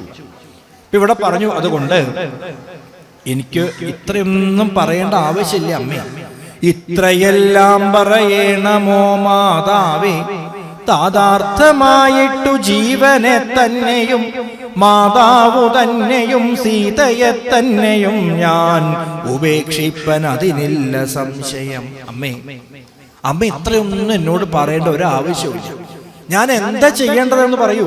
അച്ഛൻ പറയുകയാണെങ്കിൽ ഞാൻ എന്തൊക്കെ ചെയ്യാം? ജീവനെ തന്നെയും, എന്റെ ജീവൻ വെടിയണോ? ഞാൻ തയ്യാറാണ്. മാതാവു തന്നെയും, പ്രത്യക്ഷ ദൈവമായ എന്റെ അമ്മയായ കൗസല്യാദേവിയെ വിട്ട് ഞാൻ പോണോ? ഞാൻ തയ്യാറാണ്. സീതയെ തന്നെയും, എന്റെ പ്രാണപ്രേയസിയായ സീതയെ പിരിയണോ? അച്ഛന് വേണ്ടിയിട്ടാണെങ്കിൽ അതും ഞാൻ തയ്യാറാണ്. രാജ്യമെന്നാകിലും താതൻ നിയോഗിക്കിൽ ത്യാജ്യം. ഇനി ഈ അയോധ്യയെ വെടിഞ്ഞു പോണോ? അച്ഛൻ പറഞ്ഞ അയോധ്യ ഉപേക്ഷിക്കാം. ലക്ഷ്മണൻ തന്നെ ത്യജിക്കുന്നു ചൊൽകിലും അത്തൽക്ഷണം. ഈ കൂടെ നടക്കുന്ന ലക്ഷ്മണനെ പിരിയണോ? അച്ഛന് വേണ്ടി ഈ നിമിഷം ഞാൻ പിരിയാം. പാവകൻ തങ്ങൾ പതിക്കണമെങ്കിലും തീയിൽ ചാടണോ? അതൊന്നും വെറും വാക്കല്ല. അച്ഛൻ പറഞ്ഞാൽ ഈ നിമിഷം ഞാൻ തീയിൽ ചാടാം. ഏവം വിഷം കുടിക്കണമെന്നാകിലും, ഇനി വിഷം കഴിക്കണോ? അതും ഞാൻ ചെയ്യാം. ഇതൊക്കെ ഭംഗിവാക്കല്ല. രാമൻ തന്നെ പറയും, രാമോ ദ്യുർന്ന ഭാഷതേ. രാമന് 2 എന്നൊരു വാക്കില്ല, പറഞ്ഞത് ചെയ്യും. അതുകൊണ്ട് ഞാൻ എന്താ വേണ്ടത്? രാജ്യത്തെ ത്യജിക്കണോ? സീതയെ ത്യജിക്കണോ? അമ്മയെ ത്യജിക്കണോ? ലക്ഷ്മണനെ ത്യജിക്കണോ? അതോ ഞാൻ അഗ്നിയിൽ ചാടണോ? ഞാൻ വിഷം കഴിക്കണോ? എന്റെ ജീവനെ നശിപ്പിക്കണോ? എന്താ വേണ്ടച്ച പറഞ്ഞോളൂ. താതകാര്യം അനാജ്ഞപ്തമെന്നാകിലും മോദേന ചെയ്യുന്ന നന്ദനനുത്തമൻ. പിത്രാനിയുക്തനായിട്ടു ചെയ്യുന്നവൻ മധ്യമനായുള്ള പുത്രൻ അറിഞ്ഞാലും ഉക്തമെന്നാകിലും ഇക്കാര്യമെന്നാലെ കർത്തവ്യമല്ലെന്നു വച്ചടങ്ങുന്നവൻ പിത്രോർമലമെന്നു ചൊല്ലുന്നു.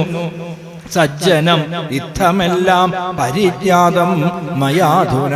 ആകയാൽ താതനിയോഗം അനുഷ്ഠിപ്പാനാകുലമേതുമെനിക്കില്ല നിർണയം.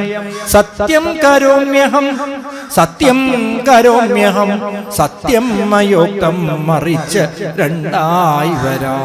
തുടർന്ന് പറഞ്ഞു, അമ്മേ മക്കള് 3 വിധം ആണ് എന്നൊക്കെ നമുക്ക് വേണ്ടി പറഞ്ഞു തരികയാണേ. ഏതായി 3 വിധം മക്കള്? ഇവിടെ പറഞ്ഞു, ഉത്തമൻ, മധ്യമൻ, അധമൻ. നല്ല പുത്രൻ, അതാണ് ഉത്തമ പുത്രൻ. രണ്ടാമത്തെ ഇടത്തരം മധ്യമൻ, മൂന്നാമത്തത് അധമൻ. ഇപ്പൊ പുതിയ ഭാഷയിൽ പറഞ്ഞാൽ A+കാരൻ, B+കാരൻ, C+കാരൻ, അങ്ങനെ 3 വിഭാഗം. ഇതിൽ ആദ്യത്തെ ആൾ എന്ത് ചെയ്യും? താതകാര്യം അനാജ്ഞപ്തമെന്നാകിലും മോദേന ചെയ്യുന്ന നന്ദനൻ ഉത്തമൻ. ഉത്തമനായ പുത്രൻ എന്ത് ചെയ്യണം? അച്ഛനും അമ്മയൊന്നും പറയണ്ട. പറയാതെ തന്നെ അവർക്ക് എന്താണോ ആവശ്യം അത് കണ്ടറിഞ്ഞ് ചെയ്യണ ആളാണ് ഉത്തമൻ. പറയാതെ തന്നെ കണ്ടറിഞ്ഞ് ചെയ്യാം. രണ്ടാമത്തെ ആളോ? പിതൃ നിയുക്തനായിട്ടു ചെയ്യുന്നവൻ മധ്യമനായുള്ള പുത്രൻ. രണ്ടാമത്തെ ആളെങ്ങനെയാ? കണ്ടറിഞ്ഞ് ചെയ്യാനുള്ള കഴിവൊന്നുമില്ല, പക്ഷെ അച്ഛൻ പറഞ്ഞാൽ ആ നിമിഷം അതനുസരിക്കും, അത് മധ്യമൻ. ഇനി മൂന്നാമത്തെ ആളെങ്ങനെയാന്ന് വെച്ചാൽ കണ്ടറിഞ്ഞ് ചെയ്യില്ല, പറഞ്ഞാൽ അപ്പ ചെയ്യില്ല, 2 ദിവസം കഴിഞ്ഞിട്ട് സൗകര്യം പോലൊക്കെ വേണമെങ്കിൽ ചെയ്യാം, അതാണ് അധമൻ. അപ്പൊ ഈ 3 ഇല്ല കേട്ടോ. കണ്ടറിഞ്ഞ് ചെയ്യണവനുമില്ല, പറഞ്ഞാൽ ചെയ്യണവനുമില്ല, 2 ദിവസം കഴിഞ്ഞിട്ട് ചെയ്യണമില്ല, തീരെ ചെയ്യില്ല. മാത്രല്ല ഇങ്ങോട്ട് തർക്കുത്തരം പറയുകയും ചെയ്യും. ചിലപ്പോ ചില പ്രയോഗങ്ങളൊക്കെ ഉണ്ടാവും. അങ്ങനത്തെ മക്കളാ അല്ലേ? അപ്പൊ നോക്കൂ, ഈ തരം ആണ് പുത്രന്മാര്. അതുകൊണ്ട് ഇവിടെ എനിക്ക് ഉത്തമ പുത്രനാവാൻ സാധിച്ചില്ല അമ്മേ. എന്തേ?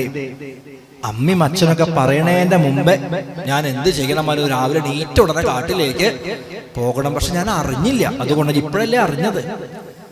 ഇത് അറിയാതെ കണ്ട് പറയാതെ കണ്ട് ചെയ്യാൻ സാധിച്ചില്ല. അതെനിക്ക് വലിയ വിഷമമുണ്ട്. സാരമില്ല, മധ്യമപുത്രനാവാനെങ്കിലും എനിക്ക് അവസരം ഉണ്ട്. എന്താ? അമ്മ പറഞ്ഞില്ലേ, അച്ഛൻ പറഞ്ഞില്ലേ, ഞാൻ ഇപ്പൊ തന്നെ എന്ത് ചെയ്തോളാം? കാട്ടിലേക്ക് പോയിക്കോളാം. അതിലൊന്നും ഒരു വിഷമവും ഇല്ല.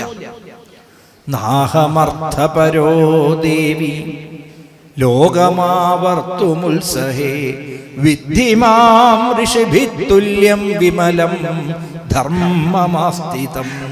പറയും, നാഹമർത്ഥപരോ ദേവി ലോകമാവർത്തുമുത്സഹേ. അമ്മേ, എനിക്ക് പണത്തിനോടും രാജ്യത്തിനോടും പേരിനോടും ഒന്നും യാതൊരു മമതയില്ല. നാഹമർത്ഥപരോ ദേവി ലോകമാവർത്തുമുത്സഹേ വിദ്ധിമാം ഋഷിഭിത്തുല്യം. എന്നെ എങ്ങനെ കാണണം? ഋഷിഭിത്തുല്യം വിദ്ധി. എന്നെ ഒരു ഋഷിയായിട്ട് കാണണം എന്ന് പറഞ്ഞാൽ ഈ ഭൗതിക സുഖഭോഗങ്ങളിലൊന്നും താല്പര്യമില്ലാതെ ഈശ്വരീയമായിട്ട് എങ്ങനെയാണ് ഒരു ഋഷിവര്യൻ തപസ്സു ചെയ്ത് ആ പരമാനന്ദത്തെ അനുഭവിക്കുന്നത്, അതുപോലെയാണ് ആഗ്രഹിക്കുന്നത്. അതുകൊണ്ട് ഈ അയോധ്യ വെടിയുക എന്നുള്ളതൊന്നും എനിക്ക് ഒട്ടും വിഷമുള്ള കാര്യമല്ല. മാത്രല്ല, ആകയാൽ താതനിയോഗമനുഷ്ഠിപ്പാൻ ആകുലമേതും എനിക്കില്ല നിർണയം. സത്യം കരോമ്യഹം, സത്യം കരോമ്യഹം, സത്യം മയോക്തം മറിച്ചു രണ്ടായി വരാ. കൈകേയി മാതാവിന് മുമ്പിൽ സത്യത്തെ ചെയ്തു. രാമനാണ് പറയണത്, അവിടുന്ന് പറഞ്ഞതുപോലെ ഞാൻ വനവാസം ചെയ്യാൻ സത്യം സത്യം സത്യം. എന്താ? രാമോ ദ്യുർന്ന ഭാഷത്തെ. രണ്ടാമതൊരു വാക്ക് രാമനില്ല, പറഞ്ഞത് അതേപോലെ ചെയ്യും. ലക്ഷ്മീ ചന്ദ്രാദപേയാൽ വാ ഹിമവാൻ വാ ഹിമം ത്യജേൽ അതീയാൽ സാഗരോ വേലാം ന പ്രതിജ്ഞാമഹം പിതു. പറയും, ചന്ദ്രനിൽ നിന്ന് ഒരു പക്ഷേ ഈ നിലാവ് പ്രകാശം മാറിപ്പോയേക്കാം. അങ്ങനെ സംഭവിക്കോ? സംഭവിക്കില്ല. പക്ഷെ സംഭവിച്ചേക്കാം. ഒരു ദിവസം രാത്രി നോക്കുമ്പോ പൗർണമി ദിവസം വെളുത്ത വാവല് ചന്ദ്രന് വെളിച്ചം തന്നെ ഇല്ല. അങ്ങനെ ഉണ്ടായിട്ടില്ല, പക്ഷെ ചിലപ്പോ അങ്ങനെ സംഭവിച്ചേക്കാം. അതേപോലെ ഹിമവാൻ വാ ഹിമം ത്യജേത്. ഹിമാലയം, പേര് തന്നെ എന്താ? ഹിമം മൂടിക്കിടക്കണതാ. ആ ഹിമാലയത്തിലെ മഞ്ഞ് മുഴുവൻ ഒരു പക്ഷേ ഉരുകിപ്പോയേക്കാം. അതീയാത് സാഗരോവേലാം. സമുദ്രം കരകവിഞ്ഞ നാടിനെ മുഴുവൻ അതിൽ മുക്കിയേക്കാം. ഇങ്ങനൊക്കെ സംഭവിച്ചാലും ന പ്രതിജ്ഞാമഹം, ഞാൻ പറഞ്ഞ വാക്ക് മാറില്ല. മലകളിളകിയേക്കാം, സാഗരം വറ്റിയേക്കാം. മലകൾ ഇളകട്ടെ, കടലുകൾ പിളരട്ടെ, കടല് വറ്റിപ്പോകട്ടെ, എന്നാൽ പോലും പറഞ്ഞ വാക്കിൽ നിന്ന് ഞാൻ മാറി നിൽക്കില്ല. സത്യം കരോമ്യഹം സത്യം കരോമ്യഹം സത്യം മയോക്തം മറിച്ച് രണ്ടായി വരാ. ആ രാമചന്ദ്രസ്വാമിയുടെ ദൃഢമായിട്ടുള്ള വാക്കുകൾ, ആ പ്രതിജ്ഞയോടുകൂടി കൈകേയി മാതാവിനെ കുറച്ചൊക്കെ ഒരു സമാധാനമായി. എന്താ, രാമൻ സത്യം ചെയ്തില്ലേ, ഇനി എന്തായാലും മാറ്റം വരില്ല, തൻ്റെ ആ മനസ്സിലുള്ള ആഗ്രഹങ്ങളൊക്കെ സാധിക്കണോ എന്ന് കൈകേയി മാതാവ് സന്തോഷിക്കണു. ഈ ഭാഗത്ത് തൽക്കാലം നമ്മൾ ഇന്നത്തെ സമയം കഴിയണു, ഇവിടെ നിർത്തുകയാണ്. നാളെ ഇതിൻ്റെ തുടർച്ചയായിട്ട് തുടങ്ങി ക്രോധത്താൽ ജ്വലിക്കുന്ന ലക്ഷ്മണന് ശ്രീരാമചന്ദ്രസ്വാമി കൊടുക്കുന്ന അതിഗംഭീരമായിട്ടുള്ള ഉപദേശ രംഗങ്ങളൊക്കെയുണ്ട്. അത് നമുക്ക് നാളെ അനുസ്മരിക്കാം. ജാനകീ ജീവന സ്മരണം ജയ ജയ രാമ രാമ. കായേന വാചാ മനസേന്ദ്രിയേർവാ ബുദ്ധ്യാത്മനാ വാ പ്രകൃതേ സ്വഭാവാൽ കരോമി യദ്യൽ സകലം പരസ്മൈ നാരായണായേതി സമർപ്പയാമി. സർവമംഗളമംഗല്യേ ശിവേ സർവാർത്ഥ സാധികേ ശരണ്യേ ത്രംബകേ ഗൗരി നാരായണി നമോസ്തുതേ. കരചരണകൃതം വാ കായജം കർമ്മജം വാ ശ്രവണനയനജം വാ മാനസം വാ പരാധം വിദിതം അവിദിതം വാ സർവമേതൽ ക്ഷമസ്വ. ശിവ ശിവ കരുണാബ്ധേ ശ്രീ മഹാദേവ ശംഭോ. ശ്രീ സീതാലക്ഷ്മണ ഭരത ശത്രുഘ്ന ഹനുമൽ സമേത ശ്രീരാമചന്ദ്ര പരബ്രഹ്മണേ നമഃ. ഓം ശാന്തി ശാന്തി ശാന്തി. ഹരി ഓം.